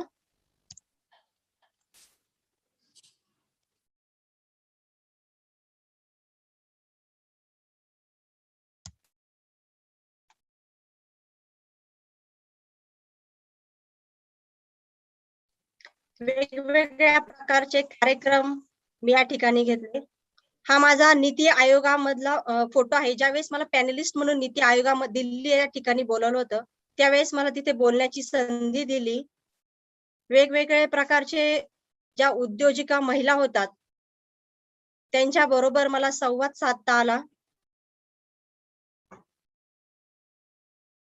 त्यानंतर त्या ठिकाणी उपस्थित असणारे आपले उपराष्ट्रपती व्यंकय्या नायडू यांच्या बरोबरही मला संवाद साधता आला. आणि ह्याच कामाची दखल घेऊन गुगल कडून ज्यावेळेस माझा गावात येऊन माझा सन्मान केला, त्यावेळेस त्यांनी हे चित्रीकरण केले होते. त्यावेळेस देशभरातील मीडिया या ठिकाणी उपस्थित होता. त्यांनी माझ्याशी संवाद साधून आतापर्यंत जे माझा काम आहे त्याविषयीची दखल घेतली. आणि एक यातून मला म्हणजे खूप असं सांगू इच्छिते मी महिलांना, की आपण जर काम केलं तर त्याची दखल नक्की घेतली जाते आणि त्याचा आपल्याला त्या कामाचा मोबदला या ठिकाणी समाजाकडून परत भेटतो. तर या ठिकाणी मला माझ्या जे काम आहे तर त्या कामाची दखल गुगलने घेतली आणि मला ब्राह्मणीमध्ये येऊन त्यांनी माझं जे न्यूज बनवल्या, तर खरोखरच मला मी त्यांचे आभार मानते. अपर्णा, या सगळ्या प्रवासात तुला कुटुंबियांचं सहकार्य होतं का? हो, खरं तर आता मी जो निर्णय घेतला होता, तर त्या निर्णय मला युनिट उभारण्यासाठी सॅनिटरी पॅडचा गावाकडनं खूप विरोध होता, की तुम्ही इथं गावात सुरू करू शकत नाही किंवा महिलांना माहिती देऊ शकत नाही. परंतु खऱ्या अर्थाने माझं जे कुटुंब आहे, माझे मिस्टर असेल किंवा माझे सासू सासरे असतील, ते खंबीरपणे माझ्या बरोबर उभे राहिले. खरं तर मी हे सर्व त्यांच्या साथीमुळेच मी हे पुढे जाऊ शकले आणि माझं हे काम मी असंच चालू ठेवलं. तू ग्रामीण भागातल्या स्त्रियांना बऱ्याच वेळा काहीतरी उद्योग सुरू करायचा असतो, रोजगार हवा असतो. तू त्यांना काय सल्ला देशील तुझ्या अनुभवानी? आणि दुसरा प्रश्न, गुगल आणि टाटा ट्रस्ट तर्फे तनिष्का व्यासपीठाने त्यांच्याबरोबर काम करून जवळजवळ राज्यभरातल्या 5.25 लाख स्त्रियांना डिजिटली साक्षर केलं. 850 तनिष्का या एका मोठ्या कामात सहभागी झाल्या होत्या आणि हा फार अगदी आनंदाचा म्हणजे कार्यक्रम आमच्या सगळ्यांसाठी ठरला. जसं तनिष्कांनी एकेका गावात 80-80 परसबागा तयार केल्यात, आरोग्याच्या क्षेत्रात काम करून हजारो महिलांचे चेकअप केलेत, तसं मी तुला विचारीन की तुला गुगल कडनं तज्ञ महिलांचं मार्केटिंग विषयी काही मार्गदर्शन मिळालं का? आणि तू ग्रामीण स्त्रियांना रोजगाराविषयी काय सांगशील? खरं तर मी गुगल कडनं मला माझं जे काम होतं तर गुगल कडनं मला माझं मी तर गावाकडनं सॅनिटरी पॅडचं युनिट चालू केलं. परंतु आता हे चालू केल्यानंतर त्याचं मार्केटिंग कसं करणं किंवा पॅकेजिंग कसं करणं, त्याचं ब्रँडिंग कसं करणं, तर याची मला आयडिया नव्हती किंवा मी कुठं करू शकते, कशा पद्धतीने मला करावं लागेल. तर खरं मला गुगल कडनं या मार्केटिंगचं ट्रेनिंग देण्यात आलं आणि हे खरं तर शक्य झालं तनिष्कामुळे. कारण तनिष्काकडनं मी गुगलशी कनेक्ट झाले आणि त्यानंतर मला त्यांनी माझ्या कामाचं कामकाज बघितलं आणि मला जे काही गरज आहे, की जे माझं मी आता जो माझा परफेक्ट प्रॉडक्ट बनत आहे, परंतु याचं मी मार्केटिंग कशा पद्धतीने करू शकते, याचं ट्रेनिंग मला त्यांनी दिल्लीमध्ये दिलं. त्यांनी माझा प्रत्येक वेळेस मला त्या ठिकाणी बोलावून घेतलं. त्यानंतर वेगवेगळे त्यांनी खूप छान असे ट्रेनर त्या ठिकाणी मला उपलब्ध करून दिले, की मी कशा पद्धतीने मार्केटिंग करू शकते. त्यानंतर त्यांनी माझ्या प्रॉडक्टचं पॅकेजिंग कशा पद्धतीने करायचं आहे, त्याची डिझाइन मला त्यांनी बनवून दिली आणि पॅकेजिंगला छान अशी जी गरजेचं होतं, की मी कसं बनवू शकते आणि कुठून बनवायचं त्याची माहिती आणि ते बनवण्यासाठी मला त्यांनी मदत त्या ठिकाणी मला Googleकडनं खूप झाली आणि छान असं मी माझं एक प्रॉडक्ट या ठिकाणी त्यांच्या साथीमुळं बनवू शकले आणि एक आता पुढच्या पिढीच्या हॅलो बोल अपर्णा लवकर. हा वेळ आणि आपल्याला आता मी मर्यादित सर्व आहे. आता मी सर्व मुलींना एकच सांगते, की जितका मोठा संघर्ष तुमच्या वाट्याला येईल ना, तितकंच मोठं यश तुम्हाला घेऊन येत असतं. कारण कुठलीही गोष्ट संघर्षाशिवाय होत नाही. तर खचू नका. शोधाल तर खूप संधी सापडतील. नव्या जगाच्या नव्या संधी असतात. तुमची वाट नव्या जगाच्या नव्या संधी तुमची वाट बघत आहे. तर प्रत्येक महिलेला जर काही करायची इच्छा असेल किंवा काही करायचं असेल आणि त्यामध्ये खूप अडचणी येत असेल, तर मी एक सांगते महिलांना, की तुम्ही तिथे खंबीरपणे उभे राहा आणि ज्यावेळेस तुम्ही खंबीरपणे उभे राहताल, त्यावेळेस खरं तुमचं यश तुम्हाला पदरात पडेल आणि तुम्हाला ज्या ठिकाणी अडचणी येतील, त्या ठिकाणी तुम्हाला खूप मोठं यश लपलेलं असतं आणि ज्यावेळेस तुम्ही मनाशी एक खंबीर गाठ बांधताल, की हे मी करणार आणि करूनच दाखवणार, तर त्यावेळेस आपलं जे काम आहे ते करण्यात आपण यशस्वी होतो. तर मी सर्व महिलांना संदेश देऊ इच्छिते, की तुम्ही काहीतरी सुरुवात करा. छोटासा उद्योगधंदा छोटा का असेना पण सुरुवात करा. त्याचं मोठ्यात रूपांतर व्हायला वेळ लागत नाही. परंतु त्यासाठी पहिलं आपण त्यामध्ये उतरलं पाहिजे आणि मुलींना खूप मोठमोठ्या संधी आहे. आता गावात मुलींना मी सांगू इच्छिते आणि मी तनिष्काचे आभार मानते, की त्यांच्यापासून मला या ठिकाणी हे खूप काही मिळालं आहे आणि त्यांच्यामुळेच मी शक्य करू शकले या गोष्टी. कारण एवढ्या छोट्याशा गावात एवढं करणं शक्य नव्हतं. परंतु तनिष्का व्यासपीठाची साथ या ठिकाणी मला मिळाली. तर मी तनिष्का व्यासपीठाचे आभार मानते आणि त्यांनी अपर्णा, मला या ठिकाणी जी संधी तू आभार मानायला कुठेही तनिष्का व्यासपीठ सोडून जात नाहीयेस. उलट नाही. तनिष्का म्हणजे त्या शब्दाचा अर्थ आहे सोन्यासारखी, जिचं हो. गुण दिवसेंदिवस कामातून प्रकट होतात. जसं सोन्याला आगीत तापवलं की त्याची झळाळी जास्त होते, तसंच प्रत्येक बाईच्या मध्ये, प्रत्येक स्त्रीच्या मध्ये अनेक गुण असतात. तिला फक्त संधी मिळायची गरज असते. ती संधी एकटी बाई काम करून काही मिळत नाही. त्यासाठी जर 15-20 जणी एका भागातल्या स्त्रिया एकत्र आल्या, तर त्या चमत्कार घडवतात, जादू करतात. याचीच उदाहरणं तनिष्कामध्ये आपल्याला बघायला मिळतात. आज ज्या इथे उपस्थित सगळ्या जणी आहेत, त्यांना माझं आवाहन आहे, की तुम्ही जर 24 वर्षाच्या पुढे जेव्हा जाल किंवा 24 वर्षाच्या नंतर जेव्हा व्हाल, तुमची मग त्यात आई म्हणजे ज्या मोठ्या आहेत तुमच्या कुटुंबात, आई, मावशी, त्या सगळ्यांना तनिष्कामध्ये सहभागी व्हायला सांगा. कारण समाजाच्या बदलामध्ये, समाजात जर काही परिवर्तन हवं असेल, तर तनिष्कांनी त्यात एक स्वतःचा ठसा उमटवलाय.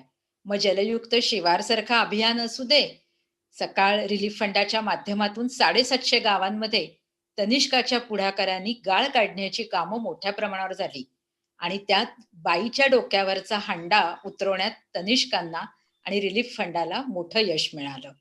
त्याची दखल पार पंतप्रधानांनीही घेतली. अगदी पुण्यात मतदारांची नावं यादीत नाहीत त्यावर सुद्धा तनिष्काने आवाज उठवला आणि पंतप्रधान कार्यालयाचं लक्ष वेधून घेतलं, सर्वोच्च न्यायालयाचंही लक्ष वेधून घेतलं. अशी एक ना अनेक उदाहरणं आहेत. तुम्हाला पण जर समाजात काही बदल घडवायचे असतील, अगदी स्त्रियांची छेडछाड थांबवायची असेल, लहान मुलींवर काही वेळा अत्याचार होतात, तनिष्का प्रत्येक ठिकाणी पदर खोचून एकमेकींचे हात हातात घेऊन त्यासाठी काम करायला तयार आहेत.